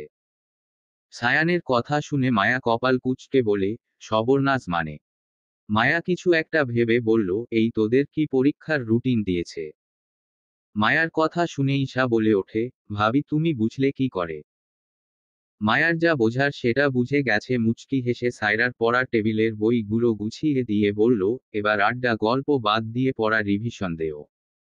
দুপুরের খাবার সময় হলে আমি ডেকে দিব। সায়ান, সায়রা, ঈশা মুখ গুমরা করে পড়ার টেবিলে বসে পড়ল। গুনে গুনে আর মাত্র 15 দিন পর ওদের পরীক্ষার ডেট পড়েছে। তাই বাধ্য হয়ে পড়তে বসল তিন মূর্তিমান। উজান তার কিছু গুরুত্বপূর্ণ কাজ শেষ আজানকে নিয়ে খন্দকার বাড়িতে যাওয়ার পূর্বে আজানকে বলে, আজান, গোডাউনে চল। 2 দিন হতে চলল মায়ানকে একটু ট্রিটমেন্ট দেওয়া হয়নি। নিশ্চয়ই ওর ক্ষতগুলো একটু ঠিক হয়ে গেছে। মেবি ও নট বাট, চল আজ একটু ভালো মতো ট্রিটমেন্ট দিয়ে আসি। ও আর একটা কথা ছিল ভাইয়া। কি? দারোগা আমাকে কল করেছিল। মায়ানের বাবা মা মায়ানের খোঁজ পাওয়ার জন্য থানায় যাচ্ছে। আর ও বাড়ি থেকেও তো বিয়ের পর পর তারা নাকি চলে গেছে। আজান, ঝেড়ে কাশ, কি বলতে চাস ক্লিয়ার করে বল। মায়ানকে কি তুই সত্যি মেরে ফেলবি? উজান আজানের মুখের দিকে কয়েক সেকেন্ড তাকিয়ে বলল, আমার কলিজায় যে হাত দিবে আমি উজান তালুকদার তাকে কখনোই বাঁচতে দিব না, হোক সে আমার রক্ত বা কাছে আত্মীয়, বন্ধু, পরিবার। উজানের শান্ত শীতল কণ্ঠের কথাগুলো শুনে আজানের গলা শুকিয়ে গেল। আজান বুঝতে পারল তার ভাই ভয়ঙ্কর কিছু করতে যাচ্ছে, যেটা হয়তো তাদের জীবনেও ইফেক্ট ফেলবে। শরীরের যন্ত্রণায় দাঁতে দাঁত চেপে সহ্য করতে না পেরে গঙ্গাতে লাগলো মায়ান। গোডাউনের মেইন ফটক খোলার শব্দ কানে পৌঁছানো মাত্র কেঁপে উঠল মায়ান। উজানের পায়ের শব্দ শুনতে পাচ্ছে মায়ান। শব্দটা যত প্রখর হচ্ছে তত মায়ানের বুক ধক ধক করতে লাগলো। মায়ান উজানের ভয়ে জোর করে চোখ বন্ধ করে রাখল। হাঁটার শব্দ যখন বন্ধ হয়ে গেল, কড়া পারফিউমের গন্ধ নাকে পৌঁছালো, তখন মায়ান বুঝল উজান তালুকদার তার খুব কাছে। উজান মায়ানের দিকে একটু ঝুঁকে মায়ানের কানের কাছে মুখ এনে ফিসফিস করে বলে, আজ তোর জীবনের শেষ দিন মায়ান মর্তুজা। ঘুমের ভান করে আর লাভ নেই। তোর সময় শেষের পথে তৈরি হ মায়ান। উজানের কথাগুলো মায়ানের কর্ণে পৌঁছাতে মায়ানের পুরো শরীর কেঁপে উঠল। ফট করে চোখ মেলে তাকাতে দেখে উজানের ঠোঁটের কোণে ভয়ঙ্কর এক হাসি। উজানের মুখের হাসি মায়ানের যেন সহ্য হচ্ছে না। মায়ান মুখ খুলে কিছু বলবে তার পূর্বে উজান একটা হাতুড়ি দিয়ে মায়ানের পায়ে আঘাত করে। বিকট চিৎকার করে ওঠে মায়ান। চমকে ওঠে আজানও, তবে ভাইকে কিছু বলার সে সাহস তার নেই। উজান থামল না, পরাপর পায়ে সর্বশক্তি দিয়ে উজান আঘাত করে। মায়ান কঠিন যন্ত্রণা সহ্য করতে পারছে না। মায়ানের 2 পা দিয়ে অঝরে রত ঝরতে লাগলো। উজান সোজা হয়ে দাঁড়িয়ে ডান বাড়িয়ে বলে, আজান। দ্রুত পায়ে হেঁটে ভাইয়ের হাতে একটা সিজার ব্লেড টো। মায়ানের মুখ দিয়ে একটা শব্দ বের করার মতো শক্তি অবশিষ্ট নেই। উজানের হাতে ধারালো সিজার ব্লেড টো নিয়ে এগিয়ে গেল মায়ানের দিকে। এম ড্যাশ হুমায়ুন মর্তুজা পাগলের মতো নিজের ছেলেকে খুঁজে বেড়াচ্ছে, কিন্তু কোথাও মায়ানকে খুঁজে না পেয়ে পাগলপাড়া অবস্থা। মায়েরা সন্তানের নিখোঁজে দিশেহারা, কোনভাবেই মায়ানের খোঁজ পাচ্ছে না। মায়েরা তার স্বামীর পা ধরে বসে পড়ে বলতে লাগলো, হুমায়ুন, আমার ছেলেকে খুঁজে দেও। আল্লাহর দোহাই লাগে, আমার ছেলেকে খুঁজে দেও। হুমায়ুন মায়রাকে টেনে বিছানায় বসিয়ে বলে, আমি আমার সবটা দিয়ে মায়ানকে খোঁজার চেষ্টা করছি মায়রা। এখন আল্লাহর কাছে দোয়া করো যেন আমাদের ছেলে যেখানে থাক না কেন সুস্থ থাকে। ওকে যদিও বা খুঁজে পাই না কেন, ও আইনের চোখে অপরাধী। ওকে খুঁজে পেলে আইনের হাতে তুলে দিতে হবে মায়রা। হুমায়ুনের মুখে এই কথা শুনে কান্নায় ভেঙে পড়ে মায়রা। অন্যদিকে শহরের বাইরে রক্তাক্ত অবস্থায় এক যুবককে ডাস্টবিনের পাশে পড়ে থাকতে দেখে লোকজনের ভিড় জমতে লাগলো। কিছুক্ষণের মধ্যে পুলিশ ফোর্স সহ হাজির হয়। পুলিশ জনগণকে সরিয়ে দিয়ে যুবকের কাছে এগিয়ে গেল। আপাই, দুলাভাই আসছে। উজান এসেছে শুনে মায়া ছাদ থেকে দ্রুত পায়ে নেমে রুমে আসতেই থমকে যায়।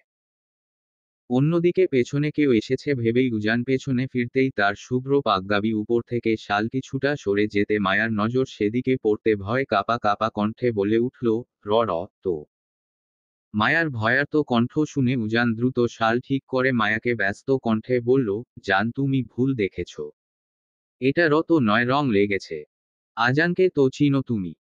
কতটা ফাজিল। রাস্তায় ছোট ছোট ছেলে মেয়েরা রং খেলছিল আর আজান সেটা দেখে ওর ইচ্ছে হলো সেও ওদের সাথে রং খেলবে। আর সে নিজে খেলার সাথে সাথে আমাকেও দেখো কিভাবে রাঙিয়ে দিল।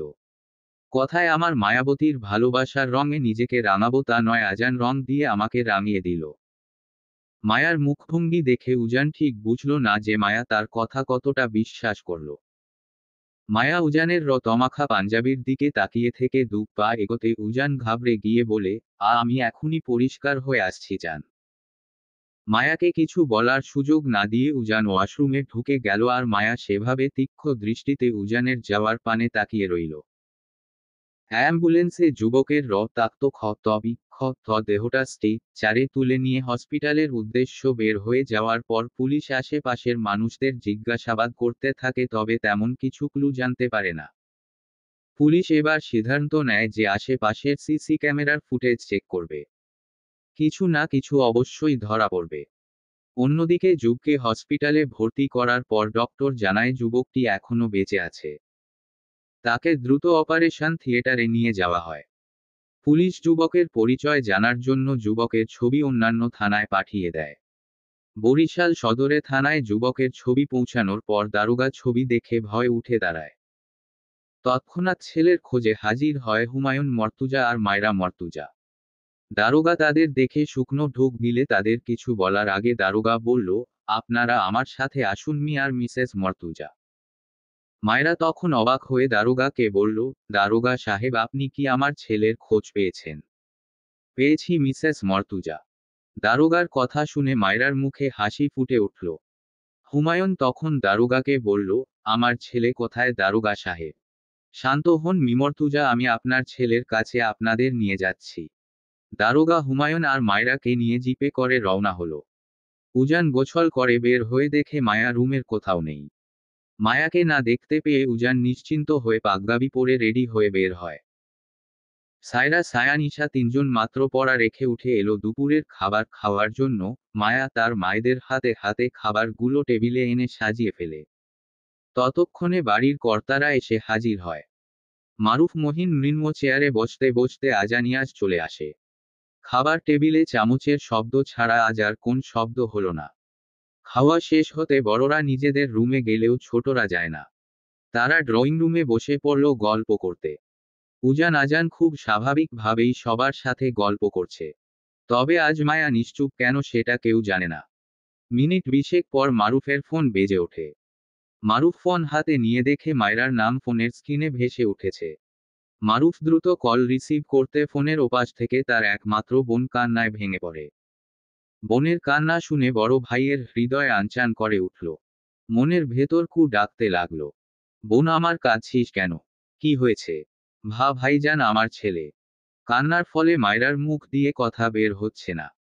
তখন হুমায়ুন স্ত্রীর হাত থেকে ফোনটা নিয়ে বলে, ভাইজান আমার ছেলেটা আর নেই। ওকে কেউ স্বভাবে খুন করেছে। কি? মায়ান খুন হয়েছে? কি বলছো কি হুমায়ুন? কোথায় আছো তোমরা? আমি এখনই আসছি। হুমায়ুন তাদের ঠিকানা দিয়ে কল কেটে দেওয়ার পর মারুফ উচ্চস্বরে ডাকতে লাগলো। নূরজাহান হাতের কাজ সেরে দ্রুত পায়ে রুমে আসার পূর্বে মারুফ ব্যস্ত পায়ে হেঁটে এসে বলে, মহিন কোথায়? ওকে ডাকো জলদি। আর মৃন্ম তৈরি হয়ে নেওয়া, আমাদের এখনই ঢাকার উদ্দেশ্য বের হতে হবে। মহিন ততক্ষণে এসে হাজির হয়ে বলে, ভাইজান কি হয়েছে? তুমি এত উত্তেজিত কেন? আব্বা আমরা কেন এখন ঢাকা যাব? মারুফ কম্পিত কণ্ঠে বলে উঠল, মায়ান খুন হয়েছে মৃন্ম। মারুফের কথা শুনে প্রত্যেকে শক্টর। মৃন্ম হতভম্ব হয়ে উজানের দিকে তাকিয়ে আছে, অথচ উজান স্বাভাবিক। তার চোখে মুখে কোন কষ্ট বা আফসোস নেই। মায়া তখন এক দৃষ্টিতে তাকিয়ে আছে উজানের দিকে। মায়ার চোখে মুখে অবিশ্বাসের ছাপ। মারুফ, মহিন, মৃন্ম তৈরি হয়ে যেতে নিলে উজান তখন তাদের থামিয়ে বলে, আব্বা আমিও আপনাদের সাথে যাব। মায়রা ফুফি, শুধু আপনার বোন নয়, আমারও ফুফি, এই সময় আমারও উচিত তাদের পাশে থাকা। মৃন্ময় চোখ মুখ রাগে লাল হয়ে আছে। উজানকে কিছু বলবে তার পূর্বে মহিন বলে, তাহলে তো বেশ ভালো হয়। এমপি সাথে থাকলে কাজগুলো আরো সহজ হয়ে যাবে। উজান আজান আর ইয়াসের দিকে তাকিয়ে বলে, আমার অবর্তমানে এই দিকটা সামলে নিস আজানিয়াস। অবশ্যই ভাইজান, তুমি চিন্তা করো না, আমরা এই দিকটা সামলে নিব।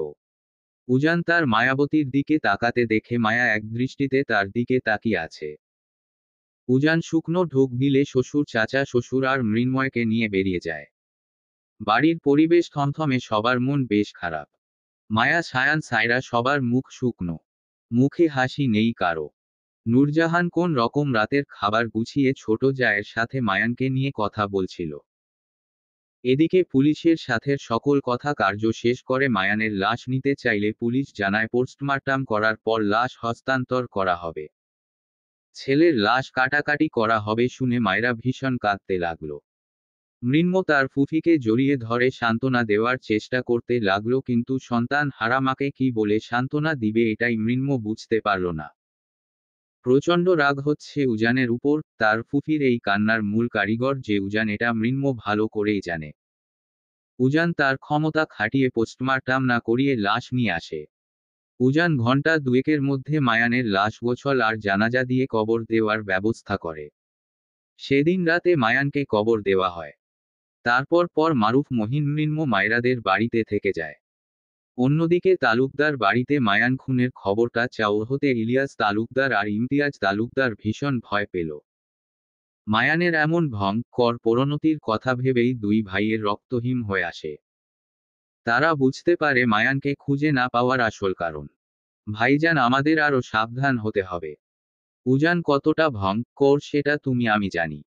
আর এটাও জানি মায়ানের এই ভয়ঙ্কর মৃত্যুর পেছনে উজানের হাত আছে। সেটা আমিও জানি ছোট, এখন কথা হলো এই কথাটা কে জানে।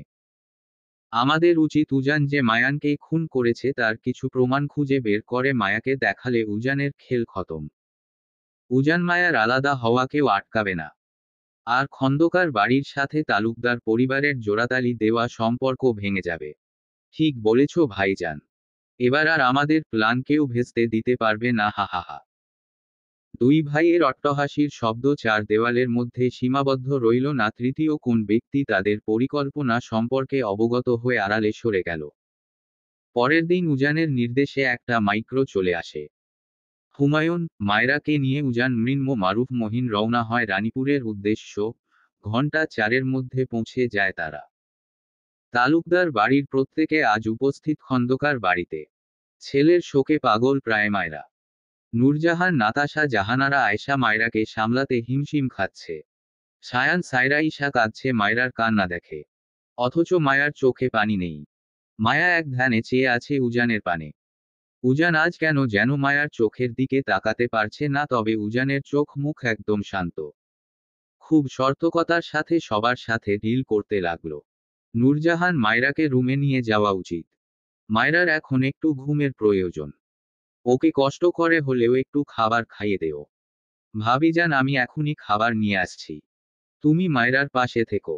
তুমি যাও, আমি মায়রার সাথে আছি।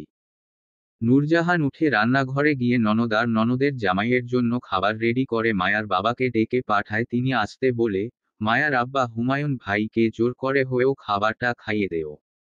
আর আমি মায়রার জন্য খাবার নিয়ে আসছি। ঠিক আছে, আমি চেষ্টা করে দেখছি। নূরজাহান খাবার নিয়ে মায়রার রুমের দিকে যাওয়ার পর উজান নিজেদের রুমে যেতে মায়াও পেছনে পেছনে চলে যায়। উজান রুমে ঢুকতে মায়াও রুমে ঢুকে দরজা বন্ধ করে। দরজা বন্ধের শব্দ শুনে উজান পেছনে ঘুরে দেখে মায়া দাঁড়িয়ে। দরজা কেন আটকালে? মায়া উজানের দিকে এগিয়ে আসতে আসতে বলল, কারণ আমি চাই না আমাদের কথা এই চার দেওয়ালের বাইরে না যায়। মায়ার কথা শুনে উজান চুপ হয়ে গেল। মায়া উজানের পাঞ্জাবির কলার ধরে রাগী ও চাপা কণ্ঠে বলে উঠল, তুমি আমার ফুফিকে সন্তান হারা করেছ, তাই না এমপি সাহেব? মায়ার কথা শুনে চমকালো উজান। মায়ার চোখে চোখ পড়ল। উজান নিজের গাম্ভীর্যতা ধরে রেখে রাগী কণ্ঠে বলল, আমার কলার ছাড়ো মায়া। মায়া যেন এবার তার খেই হারিয়ে ফেলল। আরো শক্ত করে পাঞ্জাবির কলার চেপে ধরে বলল, ছাড়ব না। ছাড়ব না এমপি সাহেব। আগে বলুন আপনি মায়ানকে মেরেছেন তাই না? গতকাল আপনার পাঞ্জাবিতে রং নয় বরং রত ছিল। কি আমি ঠিক বলছি তো উজান তালুকদার? উজান তার পুরুষালী শক্তি দিয়ে মায়ার হাত গলা থেকে সরিয়ে বলল, আমার কলার ধরার অনুমতি আমি কাউকে দিইনি জান। আজ প্রথমবার এই ভুল করলে তাই কিছু বললাম না, কিন্তু নেক্সট টাইম এই ভুল যেন আর না হয়। মায়ার প্রশ্নের ও না দিয়ে উল্টো রাগ দেখানোতে মায়া যেন আরো রেগে গেল। পুনরায় উজানের কলার ধরে দাঁতে দাঁত চেপে মায়া বলল, আমি তোমার রাগ অ্যাটিটিউড দেখাতে বলিনি উজান তালুকদার। আমি আমার প্রশ্নের ও চাই। মায়ার এহেন সাহস দেখে চোখ বড় হয়ে গেল উজানের, মুখের ভাষা যেন এক মুহূর্তে হারিয়ে গেল। মায়ার চোখে যে রাগ সন্দেহ দেখছে উজান, তাতে তার বুঝতে বাকি নেই এখন সে যাই কিছু বলুক না কেন সেটা মায়া বিশ্বাস করবে না। তাই সে সত্যিটা বলার জন্য তৎপর হলো। উজান চোখ মুখ শক্ত করে মায়ার হাত সরিয়ে বলল, একদম ঠিক বলেছ জান। গতকাল আমার পাগদাবিতে রং নয় বরং রত ছিল, আর সেই রত কার ছিল জানো? তোমার শো কোল্ড ফুফাতো ভাই মায়ানের। জানো জান, আমি এই নিজের হাতে মায়ানকে ভয়ঙ্কর কষ্ট দিয়ে মেরেছি। তারপর ওর প্রাণহীন দেহটা আবর্জনায় ফেলে দিয়েছি। তারপর তো সবটাই জানো তুমি। মায়া নির্বাক হতভম্ব হতবিহ্বল চোখে তাকিয়ে আছে উজানের দিকে। উজান কি সুন্দর করে এই ভয়ঙ্কর কথাগুলো বলল। যে কি মজার কিছু বলেছে। চোখে মুখে নেই কোন অনুশোচনা, এক মায়ের কোল খালি করে কি উজানের বিন্দু মাত্র কষ্ট হচ্ছে না। এটা ভেবেই মায়ার যেন মাথাটা ঘুরে গেল। পরে যেতে নিলে উজান মায়াকে ধরতে গেলে মায়া নিজেকে সামলে নিয়ে উজানকে বলে উঠল, ডন্ট টাচ মি উজান তালুকদার। কোন খুনি আমাকে স্পর্শ করুক এটা আমি চাই না। ভালো হয় আপনি আমার থেকে দূরে থাকুন। আমি কোন খুনির ওয়াইফ নই মি উজান তালুকদার। উজান কিছু বলবে তার পূর্বে মায়া ছুটে গিয়ে দরজা খুলতে কেউ একজন দরজার পাশ থেকে দ্রুত পায়ে সরে গেল। মায়া রুম থেকে বের হয়ে যাওয়ার পর উজান নিজের রাগটা কন্ট্রোল করতে না পেরে দেওয়ালে কয়েকটা ঘুষি মেরে রাগটা কন্ট্রোল করার চেষ্টা করে বিড়বিড় করে বলতে লাগলো, তুমি শুধু আমার মায়াবতী। তোমার দিকে যে হাত বাড়াবে আমি উজান তালুকদার তার অবস্থা ঠিক মায়ানের মতোই হবে। আমি কখনো আমার প্রিয় জিনিস কাউকে কেড়ে নেওয়া তো দূর, কখনো ছুতে পর্যন্ত দিইনি, সেখানে আমার কলিজাকে কেউ ছিনিয়ে নিতে চাইবে সেটা আমি কি করে হতে দিই জান? তোমার জন্য এমন হাজার মায়ানকে শেষ করতে আমি কখনো কার্পণ্য করব না জান, হোক সেটা তোমার জানতে বা অজান্তে। খন্দকার বাড়ির অবস্থা ভীষণ করুণ। ইলিয়াস তালুকদার আর ইমতিয়াজ তালুকদার দুই ভাই ভীষণ চুপচাপ চিন্তিত আছে। কারো সাথে কোন কথা বলল না। রাত নামতে উজানের বাবা মা চাচা চাচি সবাই ফিরে গেল। আস্তে আস্তে বাড়ি ফাঁকা হতে লাগলো, এক সময় পুরো বাড়ি ফাঁকা হয়ে গেল। মায়া সবাইকে রাতে খেতে দিল, তবে মায়া রাতে কিছু খেলো না আর না উজান খেলো। রাত 11টায় মায়া নিজের রুমে ঢুকতে দেখে উজান বিছানায় হেলান দিয়ে বসে আছে। উজান যেহেতু খায়নি সেটা মায়া খেয়াল করেও করল না। মায়া রুমে ঢুকে সোজা ওয়াশরুমে ঢুকে ফ্রেশ হয়ে রুমে এসে ফ্লোরে চাদর বিছিয়ে বালিশ নিয়ে শুয়ে পড়ে, যেটা উজান দেখে তার মেজাজ আর ধরে রাখতে পারে না। উজান মায়ার সবকিছু সহ্য করতে পারলেও মায়ার থেকে দূরত্ব উজানের সহ্য হয় না। এক লাফে বিছানা থেকে নেমে মায়াকে সোজা আর কোলে তুলে নিয়ে বিছানায় শোয়াতে মায়া হকচকিয়ে যায়। বিছানা থেকে উঠতে গেলে উজান মায়াকে বিছানার সাথে চেপে ধরে রেগে হিসইস করতে করতে বলল, ডোন্ট ট্রাই ডু দিস জান। I swear I will kill everyone. উজানের কথা শুনে মায়ার রাগ উঠল। উজানের পরনের গেঞ্জি টেনে ধরে বলে উঠল, আপনি এই রত খুনো এই ছাড়া আর কি পারেন? এখন আমাকেও মেরে ফেলুন দয়া করে। উজান মায়ার গলা চেপে ধরে বলল, মেরে ফেলবো একদম জানে মেরে ফেলবো তোমায় জান। যদি আমাকে ছেড়ে যাওয়ার বা আমার থেকে দূরে যাওয়ার চেষ্টা করো তাহলে definitely I will kill you জান। আর অন্য কেউ যদি তোমাকে আমার থেকে কেড়ে নেওয়ার চেষ্টা করে তো ওই মায়ানের কি অবস্থা করেছি দেখছই তো। ঠিক এমন অবস্থাই করব জান। বিছানায় থাকবে, মাটিতে পা ফেলতে যেন না দেখি যান। আমি এখনই আসছি। উজানের ঠান্ডা স্বরের কথা শুনে মায়ার শিরদাঁড়া বেয়ে যেন একটা ঠান্ডা স্রোত নেমে গেল। উজানের এমন ভয়ঙ্কর রূপ দেখে মায়া হতভম্ব হতবিহ্বল অবাকে কিংকর্তব্যবিমূঢ় চোখে উজানের যাওয়ার পানে তাকিয়ে রইল। চোখের কোণ দিয়ে দুফোঁটা পানি গড়িয়ে পড়ল। উজান রান্নাঘরে গিয়ে প্লেট নিয়ে মায়ার সাথে সাথে নিজের জন্য খাবার বেড়ে নিয়ে রুমে ঢুকতেই সামনে মৃন্ময় এসে দাঁড়ায়। মৃন্ময়কে দেখে উজানের চোয়াল শক্ত হয়ে এলো। মৃন্ময় একরাশ ঘৃণাভরা দৃষ্টিতে উজানের দিকে তাকিয়ে বলতে লাগলো, এটা কেন করলে উজান? তোমাকে আমি সেদিন বলেছিলাম কিছু ভুলে গেলে। হ্যাঁ, একদম ঠিক ভুলে গেছি। আর এর রিজেন আমি কাউকে এক্সপ্লেইন করব না মৃন্ময়। কথাটা বলে উজান যেতে নিলেও আবার থেমে গিয়ে বলে, ওয়ান মোর থিং মৃন্ময়, আমার মায়া আর আমার মাঝে যে কাটা হওয়ার চেষ্টা করবে আমি সেই কাটা উপরে ফেলব। এন্ড আই মিন ইট। কথাটা শেষ করে উজান রুমে ঢুকে দরজা চাপিয়ে দিয়ে মায়ার কাছে এসে প্লেটটা ছোট সাইড টেবিলের উপর রেখে মায়াকে বলে, উঠে বসো যান। মায়া গম্ভীর গলায় উজানকে বলে উঠল, আমার খিদে নেই। আমি ঘুমাবো, আমাকে ডিস্টার্বও করবেন না। মায়ার কথা শুনে উজান কিছু বলল, শুধুমাত্র মায়াকে শোয়া থেকে তুলে বসিয়ে গরম ভাতের সাথে গরুর গোস্তের ঝোল মাখিয়ে মায়ার মুখে জোর করে ঢুকিয়ে দেয়। মায়া খেতে না চাইলেও উজান জোর করে খাওয়ায় আর নিজেও খায়। মায়া উজানকে কিছু বলতেও পারছে না, আবার সহ্য করতেও পারছে না। খাওয়া শেষ হতে উজান হাত ধুয়ে প্লেট রান্নাঘরে গিয়ে বেসিংয়ে রেখে রুমে ফিরে আসে। মায়া ততক্ষণে বিছানায় দেওয়ালের সাইডে গিয়ে দেওয়ালমুখী হয়ে চোখ বন্ধ করে রাখে।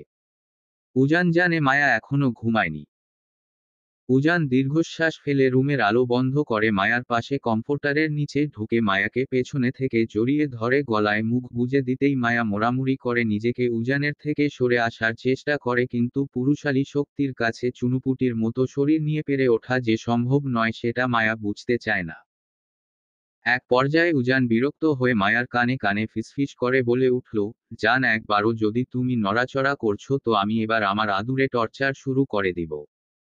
এই হাড় কাঁপানো শীতে তোমায় আমি বারবার গোসল করতে বাধ্য করব। যদি নিজের ভালো চাও তো শান্ত হয়ে নিজে ঘুমাও আর আমাকেও ঘুমাতে দেও। উজানের থ্রেট শুনে মায়া শুকলো ঢোক গিলল। উজানের থ্রেটে কাজে দিল, মায়া শান্ত হলো। পরের দিন ভোর বেলায় বাড়ির কর্ত্রীরা ঘুম থেকে উঠে নাস্তা বানানো শুরু করে দেয়। মায়ারও ভোর বেলায় ঘুম ভেঙে যায়, তখন নিজেকে উজানের বুকে আবিষ্কার করে। উজান আষ্টেপৃষ্ঠে জড়িয়ে ধরে আছে মায়াকে। মায়া উজানের থেকে নিজেকে ছাড়ানোর চেষ্টা করেও ছাড়াতে পারল না, তখন উজানকে ডাকতে লাগলো। উজানের চোখে মুখে প্রচণ্ড ঘুম, চোখ মেলে তাকাতে পারছে না। উজান বিরক্ত মুখে বলল, কি হয়েছে, ডাকছো কেন? আর একটু ঘুমাতে দেও জান। আপনি ঘুমান, কিন্তু আমাকে কেন আটকে রেখেছেন? ছাড়ুন, আমাকে যেতে হবে। উজান মায়াকে ছেড়ে না দিয়ে বরং আবারও আষ্টেপৃষ্ঠে জড়িয়ে ধরল। মায়া প্রচণ্ড বিরক্ত হলো, উজানের স্পর্শ মায়ার শরীরে কাটার মতো বিঁধছে। এবার মায়া উজানকে জোরে ধাক্কা দিয়ে সরিয়ে দিতে উজানের ঘুম ভেঙে যায়। মায়া ঝটপট বিছানা ছেড়ে নেমে ওয়াশরুমে ঢুকে যায়। অন্যদিকে উজান হতভম্ব হয়ে তাকিয়ে রইল। মায়া ফ্রেশ হয়ে বের হয়ে সোজা রুমের বাইরে চলে গেল। নূরজাহান মায়াকে দেখে বলল, জামাই ঘুম থেকে উঠে গেছে আম্মু। না আম্মু, তুমি কি তৈরি করছো? আমিও হেল্প করছি। নাতাশা নূরজাহান দুজনে বারণ করে বলল, একদম নয়, আমরা দুই বোন সবটা সামলে নিতে পারবো। তুই জামাইয়ের কাছে যা। তোর ছোট মা ঠিক কথা বলেছে। রুমে যা তুই, এইদিকে তোর ফুফা ফুফিও ঘুম থেকে ওঠেনি। উঠলে গরম গরম নাস্তা দিব। আর শোন, বাড়ির পরিবেশ তেমন ভালো না, সেটা তো তুই দেখছিস। আমি জামাইয়ের আদর যত্ন ঠিকভাবে করতে পারছি না। জামাই হয়তো খুব খারাপ ভাবছে। উফ আম্মু, এইসব কি বলছো? তোমাদের জামাই মোটেও তেমন নয়। কিচ্ছু মনে করবে না। তুমি ফুফা ফুফির দেখভাল করো আম্মু, আর ওনার বিষয়ে এত ভাবতে হবে না। এই বলে মায়া হেঁটে বোনের রুমে চলে গেল। ঈশা সায়রা দুজনে ঘুম থেকে উঠেছে। মায়াকে দেখে ননদ আর বোন দুজনে মায়াকে দেখে বলল, গুড মর্নিং আপাই। গুড মর্নিং ভাবি। মায়া নির্স মুখে বলল, গুড মর্নিং। ফ্রেশ হয়ে নাস্তা করে নেও। ঈশা বাইরের ওয়াশরুমে ঢুকতে সায়রা তার আপাইয়ের কাছে গিয়ে বসল। আপাই, তোর চোখ মুখ এমন বিষণ্ণ কেন? কি নিয়ে এত বিষণ্ণতা? মায়ান ভাইয়ের মৃত্যুটা মেনে নিতে তোর কষ্ট হচ্ছে। সেটা আমি বুঝতে পারছি, কিন্তু এখানে তোর আমার হাতে কিচ্ছু নেই। মায়ান একজন খুনি, আর খুনি তার যোগ্য শাস্তি পেয়েছে, কিন্তু আমার কষ্ট হচ্ছে ফুফা ফুফির জন্য। বেচারা একমাত্র ছেলেকে হারালো। মায়ান ভাই বেঁচে থাকলে হয়তো জেলে থাকতো, তবুও বেঁচে তো থাকতো। সন্তান হারা হতো না, কিন্তু তার এখন সন্তান হারা আপাই। ফুফিকে দেখে আমার বড্ড কষ্ট হচ্ছে আপাই। কথাগুলো বলে মায়াকে জড়িয়ে ধরল সায়রা। দেখতে দেখতে আরো একটা দিন কেটে গেল। উজানকে তার কর্মে ফিরতে হবে। উজান আজানিয়া সীসা তৈরি তালুকদার বাড়ি যাওয়ার জন্য, কিন্তু মায়া জেদ ধরে বসে আছে সে এখন ও বাড়ি ফিরবে না। আর উজান মায়াকে ছেড়ে যাবে না। তখন হুমায়ুন বলল, জামাই মায়া যখন যেতে চাইছে না তখন থাক না আর কটা দিন। তারপর না হয় ও বাড়ি ফিরে যাবে। না আঙ্কেল, সেটা হয় না। আমি হয়তো তখন ব্যস্ত থাকব। এবারই আসার মতো সময় পাব না। উজানের কথা শুনে মায়া বলে উঠল, প্রয়োজন নেই আপনার এখানে আসার। আপনি আপনার কাজ করুন। উজান কটমটিয়ে তাকালো মায়ার দিকে, অথচ মায়ার সেদিকে হেলদোল নেই। মায়া যেতে না চাইলেও উজান জোর করে মায়াকে নিয়ে তালুকদার বাড়িতে ফেরার পর মায়া উজানের সাথে কোনরূপ বাক্য আদান প্রদান করে না। নিজেকে গাম্ভীর্যতার খোলসে নিজে আটকে ফেলে মায়া। উজান আজানকে নিয়ে অফিসে চলে যায়। এদিকে মায়া মন মরা হয়ে বেকুনিতে বসে রইল। অন্যদিকে ইয়ানা তার ব্যাগ আর প্রয়োজনীয় জিনিস গুছিয়ে নিল। রাত হলেই আজ ইয়ানা পালাবে। ঢাকা গিয়ে তার পরিচিত এক বান্ধবীর হোস্টেলে গিয়ে উঠবে, তারপর সে ফিরে যাবে তার পরিচিত আপন দেশে। ঈশা ইয়ানার সাথে দেখা করার জন্য রুমে আসতে দেখে ইয়ানা টাকা গয়না সব ছোট একটা ব্যাগে ভরে নিচ্ছে। ঈশা তখন অবাক হয়ে বলে উঠল, আপু তুমি টাকা গহনা সব ব্যাগে কেন ভরছো? ঈশার গলা শুনে ভরকে গেল ইয়ানা, চমকে তাকালো দরজার দিকে, তাকিয়ে দেখে ঈশা তার দিকে অবাক চোখে তাকিয়ে আছে। আপাই তুমি ব্যাগ কেন গুছিয়েছো? কোথাও যাবে? ঈশার কথা শেষ হতে না হতে ইয়ানা ছুটে এসে ঈশার মুখ চেপে ধরে বলে, হুশস আস্তে বল, কেউ শুনে ফেললে সব শেষ হয়ে যাবে। ঈশা বনের কথা শুনে বনে গেল। ঈশা বলল, কি বলছো আপু? ইয়ানা ঈশার মুখ ছেড়ে দিয়ে দরজা ভেতর থেকে আটকে বলল, আমি আজ রাতেই পালাবো ঈশা, কিন্তু খবরদার বাড়ির কেউ যেন টের না পায়। কিন্তু তুমি পালাবে কেন আপু? না পালালে ড্যাড আমাকে জোর করে যার তার সাথে বিয়ে দিয়ে দিবে। আর আমি এই মুহূর্তে বিয়ের জন্য প্রস্তুত নই। ঈশা সে কথা শুনে মনে মনে বলতে লাগলো, বিয়ের জন্য প্রস্তুত না, তাহলে বড় ভাইয়াকে বিয়ে করার জন্য মরতে কেন গিয়েছিলে? যত সব ঢং। কিন্তু আপু তুমি বাড়ি থেকে বের কি হবে? বড় ভাইয়া এমপি হওয়ার পর তো বাড়ির চারদিকে গার্ড আরো বেশি কড়া করে দিয়েছে। তাহলে তুমি কি করে পালাবে? ঈশার কথা শুনে ইয়ানা রহস্যময় হাসি দিয়ে বলল, আমাকে কি তোর বোকা মনে হয় ঈশা? আমি তালুকদার বাড়ির মেয়ে। এই বাড়ির রত আমার শরীরে বইছে। আমি কি করে কাঁচা কাজ করি? মানে? আপু তুমি কি করেছো? এত কথা তোকে জানতে হবে না। তুই শুধু মুখটা বন্ধ রাখো আর মনে রাখিস আমার পালানোর কথা যেন কেউ না জানতে পারে। কিন্তু আপু তুমি যাবে কোথায়? বলবো, তবে এখন নয় ঈশা। তুই বরং নিজের রুমে যা। আর খবরদার আমার পালানোর কথাটা যেন কেউ না জানতে পারে। ঈশা মাথা নেড়ে সম্মতি জানিয়ে ইয়ানার রুম থেকে বের হয়ে যায়। উজান গভীর রাতে ফিরে এসে দেখে মায়া কাউচে চাদর গায়ে দিয়ে ঘুমিয়ে আছে। মায়াকে কাউচে ঘুমাতে দেখে উজানের মাথা গরম হয়ে যায়। হাতে থাকা ফাইল আর ফোনটা ছুঁড়ে মারতে শব্দ পেয়ে মায়া চমকে চোখ মেলে তাকাতে দেখে উজান অগ্নি দৃষ্টি দিয়ে তাকিয়ে আছে তার দিকে। মায়া মনে মনে ভয় পেলেও মুখে প্রকাশ করল না। বরং উজানের রাগকে উপেক্ষা করে চাদর দিয়ে মুখ ঢেকে শুয়ে পড়ে। মায়ার এত সাহস দেখে রীতিমতো অবাক উজান। মায়া যে তাকে ইগনোর করছে এটা তার বুঝতে বাকি নেই। উজান তার পরনের শাল খুলে সোজা ওয়াশরুমে ঢুকে যায়। এই ঠান্ডায় মধ্যে উজান 15 মিনিট ধরে শাওয়ার অন করে দাঁড়িয়ে আছে। মায়া সবটাই শুনছে, তবে কোন রিয়েক্ট করল না। তবে সামান্য হলেও উজানের স্বাস্থ্য নিয়ে চিন্তা হচ্ছে। উজান বের হলো 30 মিনিট পর। তোয়ালে পরনে উদাম শরীর নিয়ে আয়নার সামনে দাঁড়িয়ে আছে উজান। আয়নায় তাকিয়ে দেখছে মায়াকে। মায়ার কোন নড়চড় নেই। উজান দাঁতে দাঁত পিষে এগিয়ে গেল মায়ার দিকে। মায়া চোখ মেলে না তাকালেও বুঝতে পারছে উজান তার খুব কাছে দাঁড়িয়ে আছে। মায়া কিছু বুঝে ওঠার আগে উজান মায়ার উপর থেকে চাদর সরিয়ে কোলে তুলে নেয় মায়াকে। ভয় হকচকিয়ে উজানের গলা জড়িয়ে ধরে মায়া। উজান তখন মায়ার চোখে চোখ রেখে রাগী গলায় বলে উঠল, তোমার সাহসের তারিফ করতে হয় জান। আমার বারণ থাকা সত্ত্বেও তুমি আমার থেকে দূরে যাওয়ার চেষ্টা করছো। খুব শখ না আমার থেকে দূরে যাওয়ার? আজ আমি তোমার দূরে যাওয়ার শখকে যদি না পূরণ করি তাহলে আমার নাম উজান তালুকদার নয় জান। মায়া কিছু বলবে তার পূর্বে উজান মায়াকে বিছানায় ছুঁড়ে মেরে লাইট অফ করে দিয়ে তার শক্তপোক্ত জিম করা শরীরটার নিচে চাপা পড়ে মায়ার ছোট্ট শরীরখানা। মায়া উজানের থেকে নিজেকে ছাড়ানোর চেষ্টা করেও পুরুষালী শক্তির কাছে অসহায় হয়ে পড়ে মায়া। উজানের পুরু ঠোঁট জোড়া মায়ার নরম ঠোঁট জোড়ার ভাঁজে মিলিয়ে দিল। শ্বাস নেওয়া কষ্ট সাধ্য হয়ে পড়ল মায়। রাত বাড়ার সাথে সাথে উজানের তার ভালোবাসার টর্চার বাড়তে লাগলো। কোন মতেই রেহাই পেল না মায়া। রাগে দুঃখে ফুফিয়ে ফুফিয়ে কেঁদে উঠল। মায়ার কান্না শুনে উজান ব্যতিব্যস্ত হয়ে বলল, জান জান কষ্ট হচ্ছে, ব্যথা লাগছে। কথায় কষ্ট হচ্ছে আমাকে বলো জান। উজানের প্রশ্নের প্রত্যুত্তরে মায়া দাঁতে দাঁত চেপে কেঁদে যাচ্ছে। মায়াকে কিছু বলতে না দেখে উজান দীর্ঘশ্বাস ফেলল। উজান মনে মনে বলতে লাগলো, জান তুমি আমায় ভুল বুঝে নিজেও কষ্ট পাচ্ছ আর আমাকেও কষ্ট দিচ্ছ। আমি যে তোমাকে রক্ষার্থে আমার হাত রক্তে রাঙিয়েছি। সেই রাতের কথা তোমার অজানা জান, হয়তো আমিও কখনো তোমায় বলবো না, তবে তোমার এই ইগনোরেন্সটা আমার সহ্য হয় না জান। কবে আমায় বুঝবে তুমি? আমার ভালোবাসাটা গভীরভাবে অনুভব করবে। তোমার কান্না তোর কষ্টটা যে আমার সহ্য হয় না। উজান মায়ার চোখের পানি মুছিয়ে দিয়ে সারা মুখে চুমুর বর্ষণ ঝরাতে লাগলো। মায়া সহ্য করতে না পেরে উজানের পিঠে খামচে ধরল। উজান ব্যথা পেলেও কোন শব্দ করল না, বরং আরো গভীরভাবে মায়াকে তার ভালোবাসার রঙে রাঙিয়ে দিতে লাগলো। মায়ার কান্না বারণ সব কিছু উপেক্ষা করে নিঝুম রাতে একজোড়া কপোতকপতি ভালোবাসায় সিক্ত হতে লাগলো। মায়ার ইচ্ছে না থাকলেও তার ভালোবাসার মানুষটির ইচ্ছেতে সায় জানায়।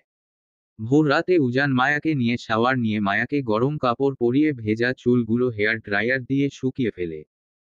মায়া কলের পুতুলের মতো চুপ করে বসে আছে। গতকাল রাত থেকে একটা শব্দ মায়ার মুখ দিয়ে বের হয় না। উজান মায়াকে সহজ করার জন্য নানা রকম কথা বলতে লাগলো, কিন্তু মায়া কোন কথা বলল না আর কোন রিয়েক্ট করল। মায়ার চোখে মুখে যন্ত্রণার ছাপ স্পষ্টত দেখতে পেল উজান। উজান বুঝল গতকাল রাতে উজান রাগের বসে মায়াকে কষ্ট দিয়ে ফেলেছে। উজান ড্রয়ার থেকে একটা প্যাকেট বের করে মায়ার হাতে দিয়ে বলল, 2 মিনিটের মধ্যে কেকটা খেয়ে শেষ করবে জান। না হলে তোমাকে আবারও হয়তো শাওয়ার নিতে হতে পারে। উজানের কথা শুনে রাগে দাঁত কিরমির করতে লাগলো। চুপচাপ কেকটা খেয়ে শেষ করে মায়া।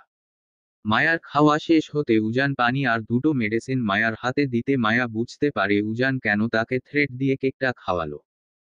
মায়া মেডিসিন খাওয়া শেষ হতে উজান মায়াকে বিছানায় শুইয়ে দিয়ে কমফোর্টার দিয়ে ঢেকে দিয়ে বলে, একদম উঠবে না জান।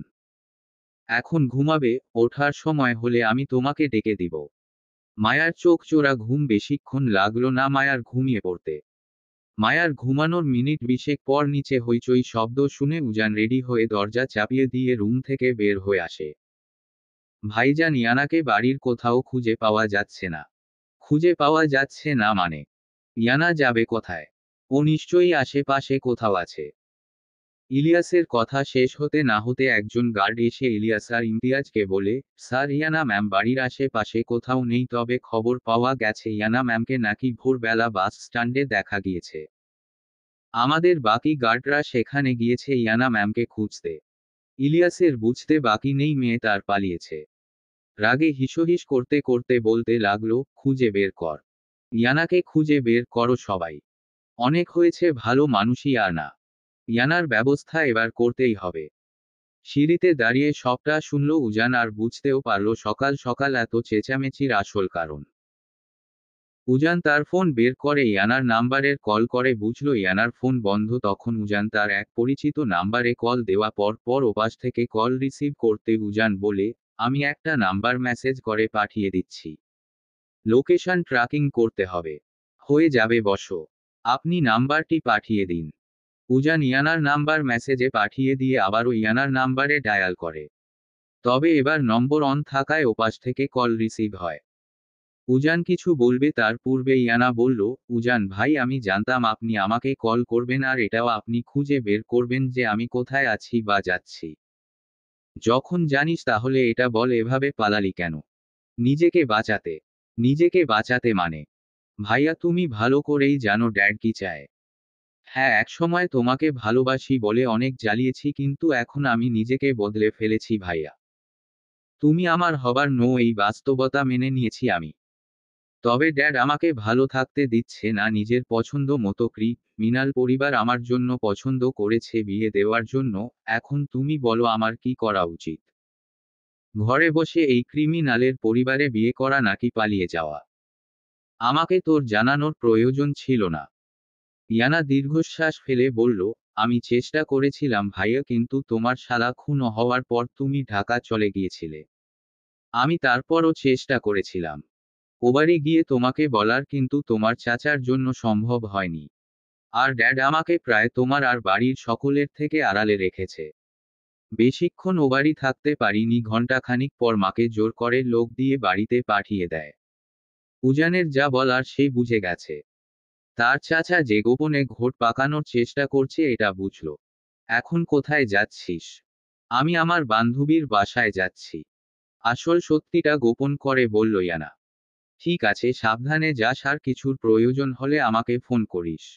উজানের কথা শুনে আশ্বস্ত হলো ইয়ানা। মুচকি হেসে বলল, ঠিক আছে ভাইয়া, রাখছি। পৌঁছে আমাকে ফোন করবি ইয়ানা। ওকে ভাইয়া। কল কাটার পর উজান নিজের রুমের দিকে যেতে আজানিয়াস দুজনে হুমড়ে পড়ে যেতে নিলে উজান তার দুই ভাইকে শক্ত করে ধরে। যখন ব্যালেন্স ঠিক করে তিনজন সরে দাঁড়ায়, তখন উজান তার দুই ভাইয়ের বাহুতে ঘুষি মেরে বলে উঠল, সাবধানে দেখে চলতে পারিস না আহাম্মকের দল। ইয়াস তখন নিজের হাত ডলতে ডলতে বলল, ভাই ইয়ানা কোথায় আছে? সেইফ আছে তো। উজান দুই ভাইকে সরিয়ে উপরে হাঁটতে হাঁটতে বলতে লাগলো, সেইফ আছে, টেনশন করিস না, আর ব্যাপারটা গোপন রাখিস, না হলে তোদেরকে বটগাছের সাথে ঝুলিয়ে দিব। আজানিয়াস দুই ভাই তাদের বড় ভাইয়ের যাওয়ার পানে তাকিয়ে রইল। আয়েশা সকাল থেকে কান্না করছে মেয়ের জন্য। মেয়ে কোথায় আছে? কি করছে? আদৌ সেইফ আছে কিনা সেই চিন্তায় পাগল হয়ে আছে। উজান সবটা জেনেও চুপ করে রইল। ইয়ানার সাথে কথা বলেছে সে সম্পর্কেও কিছু বলল না। মায়া বাড়ির পরিস্থিতি দেখে নতুন বউ হয়ে হাত গুটিয়ে থাকতে পারল না। নিজ দায়িত্বে রান্নাঘরে গিয়ে বাড়ির সবার জন্য কয়েক পদের রান্না সেরে ফেলল। ঈশা পুরোটা সময় মায়ার সাথে ছিল। তার সাথে নানা রকমের কথা বলতে লাগলো। মায়াও ঈশার সাথে গল্প করতে লাগলো। জাহানারা বেগম তার যাকে সামলাতে সামলাতে রান্না করার সুযোগ হয়ে ওঠেনি। আর বাড়ির কর্তারা মোটেও কাজের লোকের হাতে খায় না। দুপুরে টেবিলে কাজের লোকেরা খাবার সাজিয়ে ফেলে। ঈশা আর মায়া দুজনে রুমে চলে যায় গোসল করার জন্য। রুমে এসে দেখে তার শ্বশুর ইলিয়াস তালুকদার আলমিরার দরজা খোলার চেষ্টা করছে। হঠাৎ মায়ার আগমনে চমকে ওঠে ইলিয়াস তালুকদার। মায়া অবাক হয়ে তার শ্বশুরকে বলল, বাবা আপনি এখানে? ইলিয়াস তালুকদার তখন নিজেকে সামলে বলল, কেন আসতে পারি না এই ঘরে? এটা আমার বাড়ি।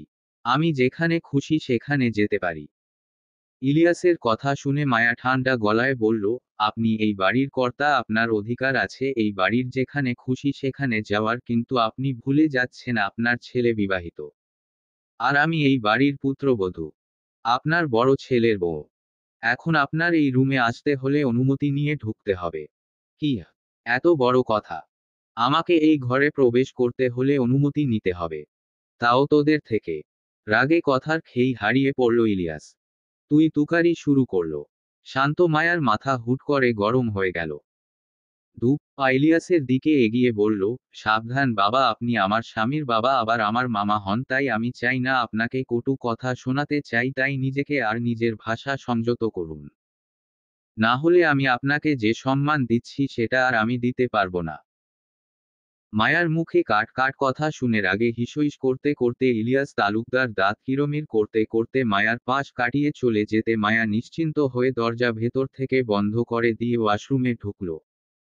অন্যদিকে মৃন্ময় তার অফিসে বসে কিছু গুরুত্বপূর্ণ কাজ করছিল। হঠাৎ তখনই মৃন্ময়ের ফোনটা বেজে ওঠে। মৃন্ময় কল রিসিভ করতে ফোনের ওপাশ থেকে নারী কণ্ঠে কেউ বলে উঠল, মিস্টার মৃন্ময় খন্দকার বলছেন? জি, আমি মৃন্ময় খন্দকার, আপনি কে? আমি থানা থেকে নতুন এসপি মিস সুরাইয়া শবনম বলছি। একজন লেডি অফিসার তাকে কল করেছে দেখে মৃন্ময় ভীষণ অবাক হয়। তখন মৃন্ময় আবারও বলে, বলুন মিস, আমাকে কল করার কারণটা কি? আমি মায়ান মর্তুজার কেসটা নিয়ে আপনার সাথে কিছু কথা বলতে চাই। মৃন্ময় কিছু একটা ভেবে বলল, ঠিক আছে, আমি সন্ধে বেলায় আপনার থানায় আসছি। ঠিক আছে মিস্টার খন্দকার, তাহলে সন্ধে বেলায় দেখা হচ্ছে। অবশ্যই মিস অফিসার। মৃন্ময় কল কেটে আবার নিজের কাজে মনোযোগ দিল। মায়ানের ছবি বুকে জড়িয়ে কাঁদতে কাঁদতে ঘুমিয়ে পড়ল মায়রা। হুমায়ুন তার স্ত্রীর ভগ্নদশা দেখে হৃদয়ে তার রক্তক্ষরণ হচ্ছে। হুমায়ুন নিজের মনে মনে ঠিক করে নিল, একমাত্র সন্তানের মৃতদেহ যার জন্য দেখতে হয়েছে তাকে সে ছাড়বে না। সন্তান হারা কষ্ট তাকেও পেতে হবে, এই বলে মনে মনে প্রতিজ্ঞা করল হুমায়ুন মর্তুজা। নূরজাহান আর নাতাশা দুই যা মিলে ননদকে সামলাচ্ছে।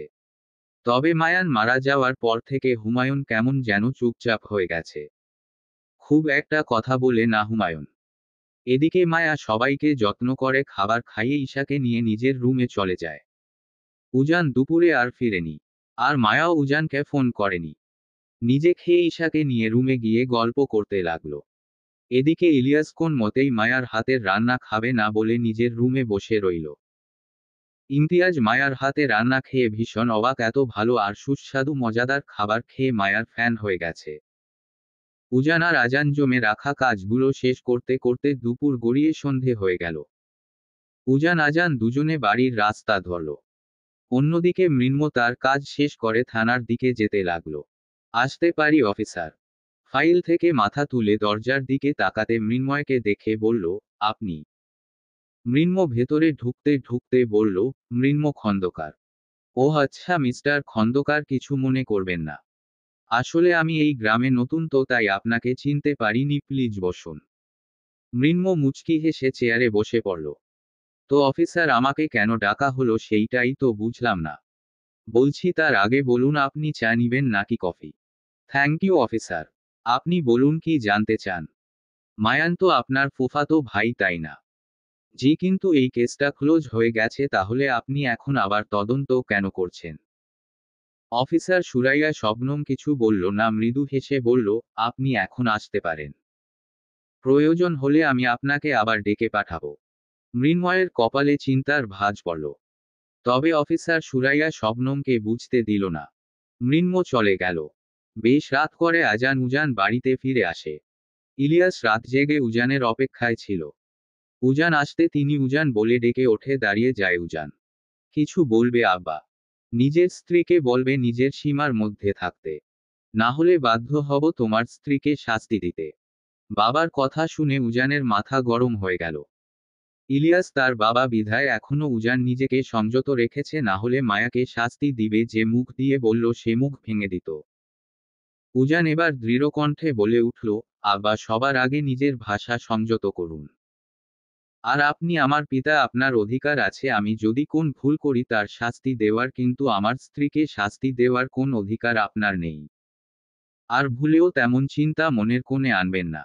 না হলে আমি উজান আপনাকে ছেড়ে কথা বলবো না। আর একটা কথা, আমার স্ত্রীকে ভালোবাসা হোক বা শাসন করা, সবটাই আমি করব। অন্য কেউ না, আর যদি তারপরও চেষ্টা করে তাহলে তাকে কবর পর্যন্ত পৌঁছানোর দায়িত্ব আমার। আব্বা, কথাগুলো মাথায় রাখবেন। কথাগুলো বলে উজান গটগট করে উপরে নিজের রুমে গিয়ে শব্দ করে দরজা বন্ধ করে দিল। দরজা বন্ধ করার শব্দে কেঁপে উঠল বেকুনিতে দাঁড়িয়ে থাকা মায়া। এদিকে ছেলের কথা শুনে রাগে ফ্লাওয়ার ভাসটা ছুঁড়ে মেরে সোফায় লাথি দিয়ে বলতে লাগলো, ছাড়বো না উজান, তোকে আমি ছাড়বো না। নিজের তো বলে এত বছর তোকে কিচ্ছুটি বলিনি, তোর রাগ জেদ তেজ সব সহ্য করেছি, তবে আর নয়।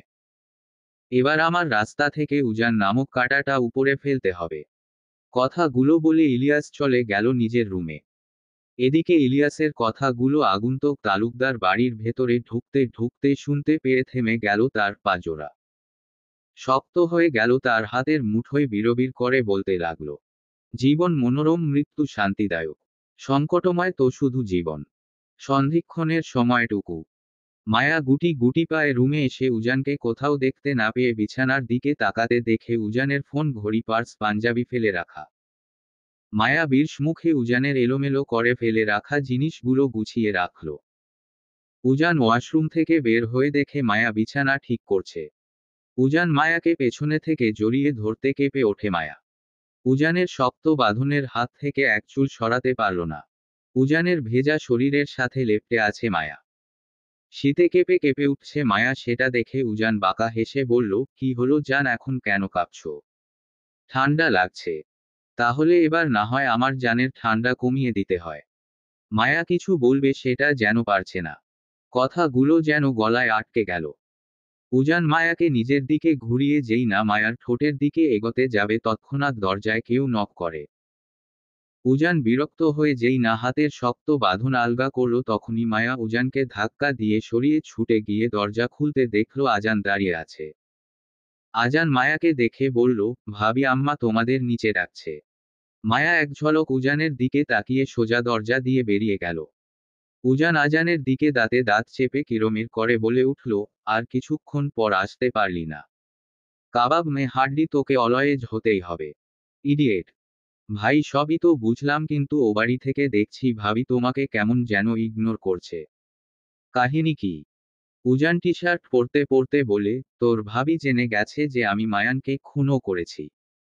আজান অবাক হয়ে বলল, হোয়াট? কি করে জানতে পারলো ভাবি? সেদিন আমার পাঞ্জাবিতে রক্ত দেখে সন্দেহ করে, তারপর ঢাকা থেকে ফিরার পর তোর ভাবি আমাকে চেপে ধরতে আমি রাগ আর কন্ট্রোল করতে পারিনি। স্বীকার করে ফেলেছি যে মায়ান আমার হাতে মরেছে। সবটা শুনে আজান মাথায় হাত দিয়ে বসে।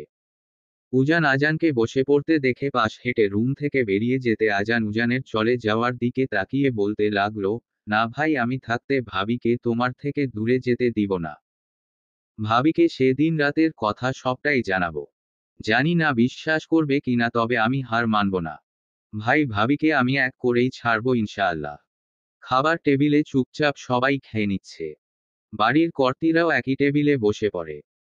প্রথমে ইলিয়াস তালুকদার আর ইমতিয়াজ তালুকদার কিছু বলতে চাইলেও উজানের মুখের দিকে তাকিয়ে আর কিছু বলার সাহস পেল না। সবাই রাতের খাওয়া শেষ করার পর যে যার রুমে চলে গেল। উজানিয়াস, ইলিয়াস আর ইমতিয়াজ চারজন নিজের রুমে চলে গেল। এদিকে মায়া তার দুই শাশুড়ির সাথে হাতে হাতে টেবিল গুছিয়ে খাবারগুলো ফ্রিজে ঢুকিয়ে রাখল।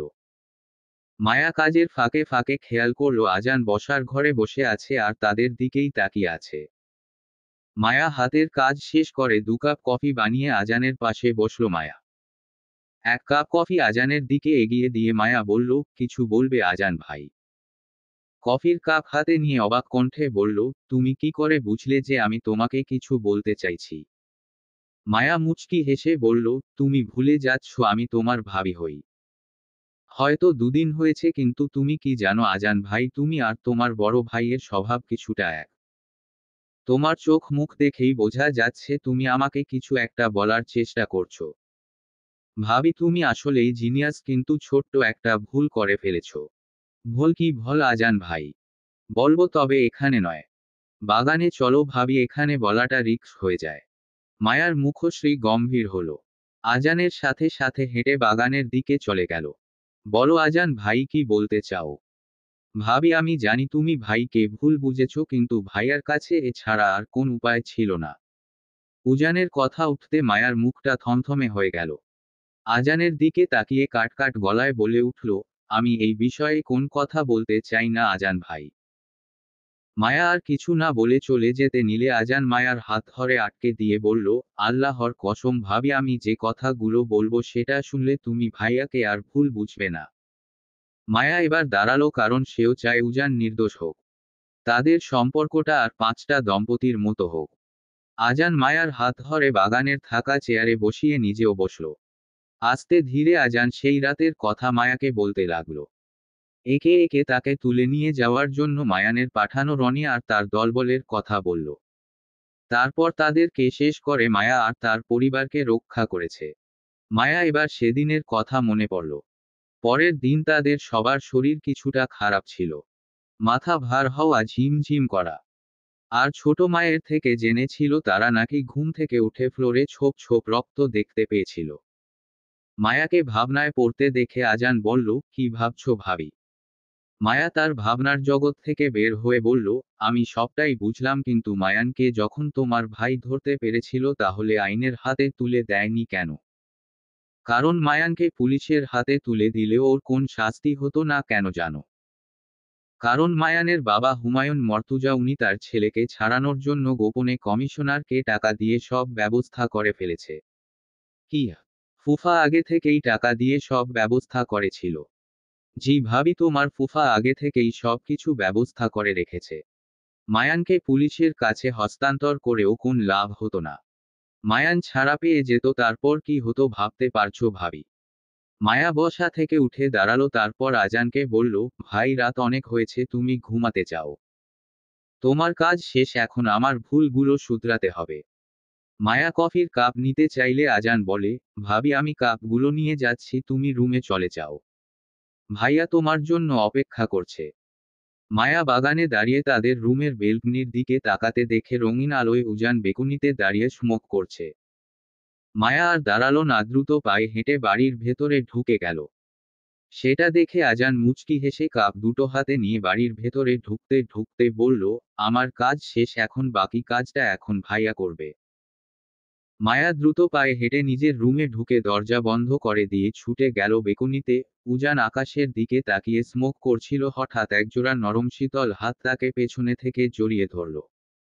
উজান জানে এই হাত জোড়ার মালিককে। ঠোঁট বাঁকিয়ে হাসল উজান।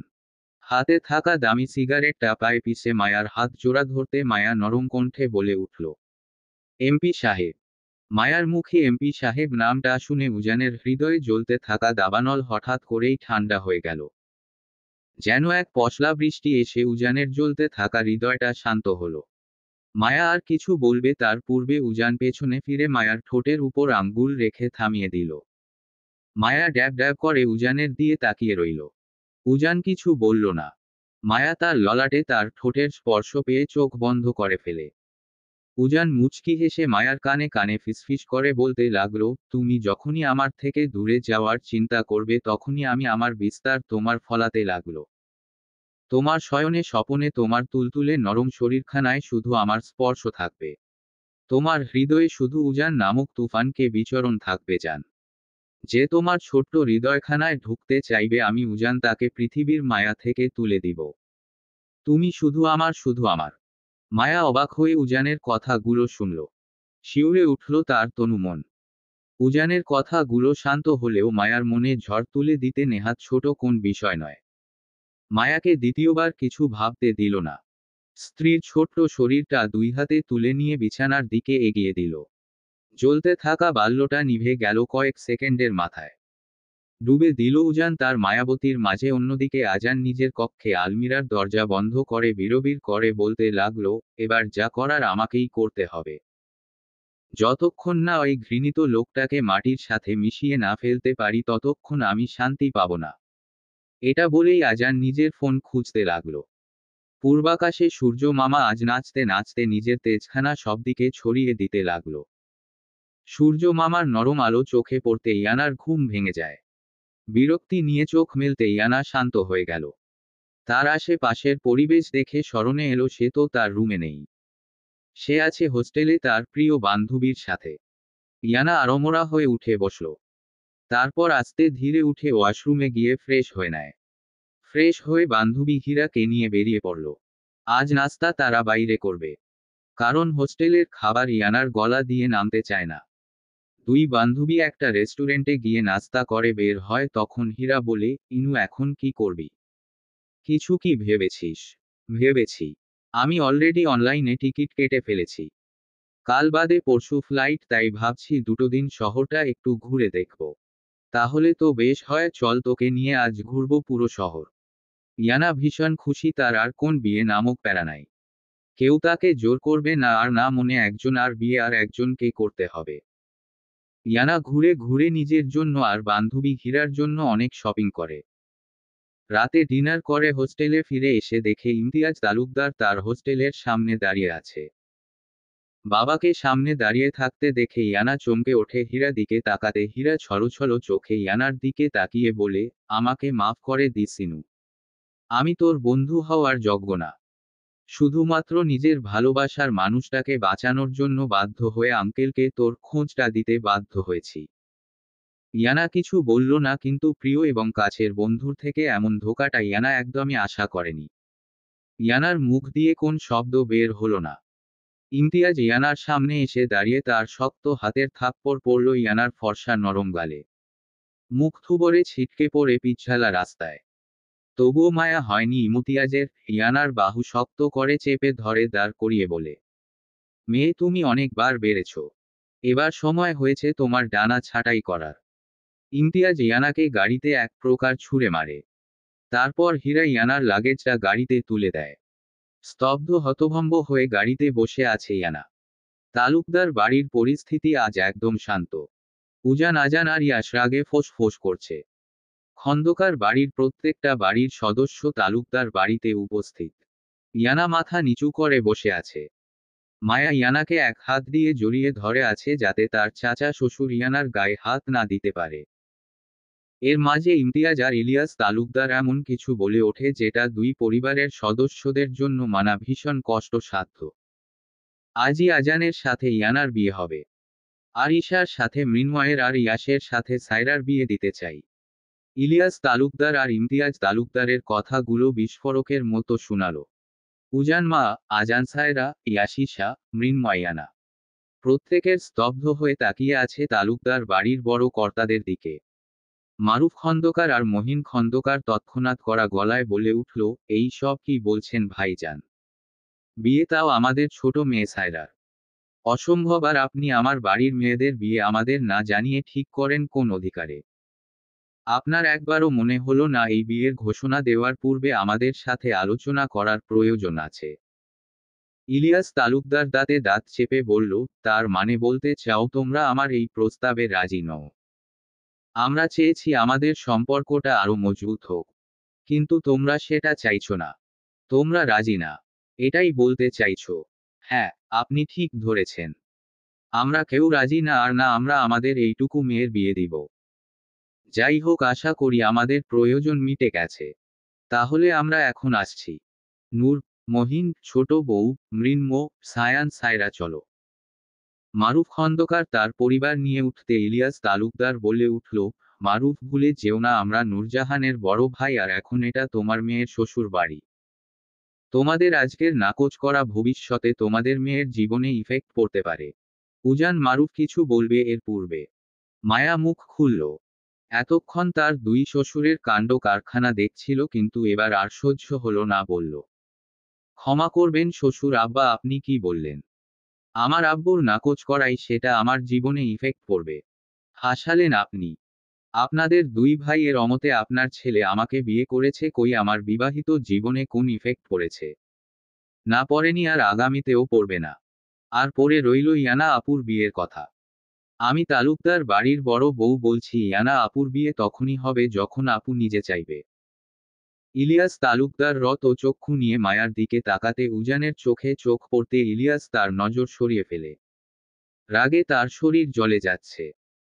2 টাকার মেয়ে তার চোখে চোখ রেখে উঁচু গলায় কথাগুলো বলছে, এটা ভাবলেই রাগে তার মাথা খারাপ হওয়ার জোগাড়। কিন্তু ইমতিয়াজ কিছু বলবে এর আগে ইয়ানা বলে উঠল, আমি রাজি। সবার নজর ইয়ানার উপর। ইয়ানা মাথা তুলে সবার উদ্দেশ্য বলে উঠল, আমি রাজি ড্যাড। আমার কোন আপত্তি নেই আজান ভাইকে বিয়ে করতে। ইয়ানার কথাগুলো বজ্রপাতের ন্যায় শোনালো সবার কর্ণগহ্বরে। মায়া অবাক হয়ে তাকিয়ে রইল ইয়ানার দিকে। ইয়ানা ভাবলেশহীন ভাবে এলোমেলো পায়ে হেঁটে নিজের রুমে ঢুকে শব্দ করে দরজা বন্ধ করে দিল। এদিকে ইয়াশ আর আজান দুজনের চোয়াল রাগে শক্ত হয়ে গেল। চোখ মুখের দিকে তাকানো যাচ্ছে না।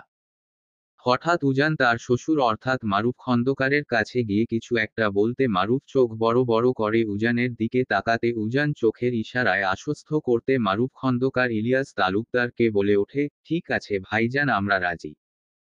তাহলে সায়রা, ইয়াশ, ঈশা, মৃন্ময়, আজান ও ইয়ানার বিয়েটা হয়ে যাক। মারুফের হঠাৎ পরিবর্তন দেখে আজান ইয়াশ রাগে ফেটে পড়ছে যেন, অন্যদিকে মৃন্ময় হাসি মুখে ঈশার দিকে তাকাতে দেখে ঈশা গম্ভীর মুখে তার দিকে তাকিয়ে আছে।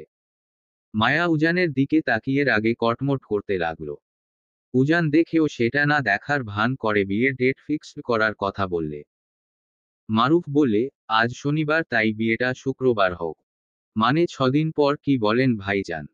আলহামদুলিল্লাহ, তাই হোক। কই গো উজানের আম্মা, মিষ্টি নিয়ে এসো। বাড়ির ছেলে মেয়ের বিয়ে ঠিক হয়ে গেল যে। জাহানারা গম্ভীর মুখে মিষ্টির ট্রে নিয়ে টেবিলের উপর রাখল। সবাই মিষ্টি মুখ করতে লাগলো, অথচ সায়রা ঈশা আজানিয়াসের মুখে হাসি নেই। এই চারটা মানুষের মনের ভেতর যে ঝড় বইছে সেটা কেউ জানতেও পারল না। আজান অগ্নি দৃষ্টিতে তাকিয়ে আছে উজানের দিকে, শুধু আজান নয়, সায়রা ঈশা তাকিয়ে আছে উজানের দিকে, অথচ উজানকে দেখে বোঝার উপায় নেই কতগুলো চোখ তার দিকে অগ্নিদৃষ্টিতে তাকিয়ে আছে, পারলে তাকে ভস্ম করে দিত। মায়া উজানের দিকে কটমটিয়ে তাকিয়ে হিস হিস কণ্ঠে বলে উঠল, রুমে চলুন এমপি সাহেব, আপনার সাথে জরুরি কথা আছে। উজান তার মায়াবতীর দিকে তাকিয়ে শুকনো ঢোক গিলে বিড়বিড় করে বলতে লাগলো, ইস, আমি তো মায়াবতীর কথা ভুলেই বসেছিলাম। এবার কি হবে? কে বাঁচাবে আমাকে? আজানিশা সাইরাইয়াস, কেউ আমাকে বাঁচাবে না শিওর। এখন আমাকে কে বাঁচাবে? রাতের খাবার খেয়ে খন্দকার বাড়িতে ফিরে গেল মৃন্ময়, সায়রা সহ বাকিরা। সায়রার চেহারা থমথমে হয়ে আছে, তো অন্যদিকে মৃন্ময়ের ঠোঁটের কোণ দিয়ে হাসি সরছে না। নিজের পছন্দের মানুষটিকে নিজের করে পাবে, এটা ভাবতেই তার মনখানা আনন্দে আত্মহারা হয়ে উঠল। খুশি মনে মৃন্ময় নিজের রুমে যাওয়ার পর নূরজাহান, নাতাশা, মহিন মারুফকে ঘিরে ধরে বলে, ভাইজান, এখন তুমি ক্লিয়ার করে বলো তো, তুমি কেন বিয়েতে রাজি হলে? মারুফ রহস্যময় হাসি দিয়ে বলল, আমি কেন রাজি হয়েছি সেটা সময় হলেই বুঝতে পারবি। আর একটা কথা সব সময় মনে রাখবি, আমি যা করছি সেটা আমাদের ছেলে মেয়েদের ভালোর জন্য করছি।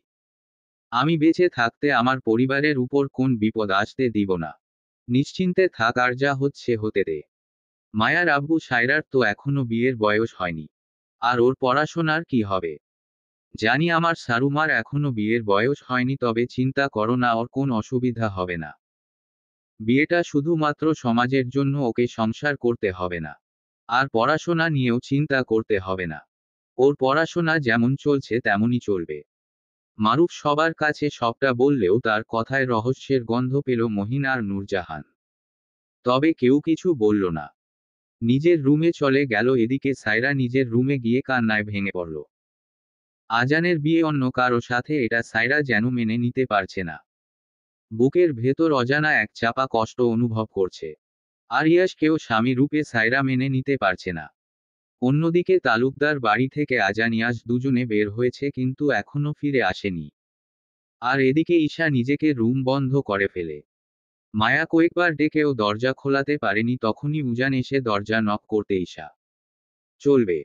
গল্প প্রণয় শেষে তুমি আমি। লেখনীতে ফারহানা আক্তার, ছবি পঞ্চম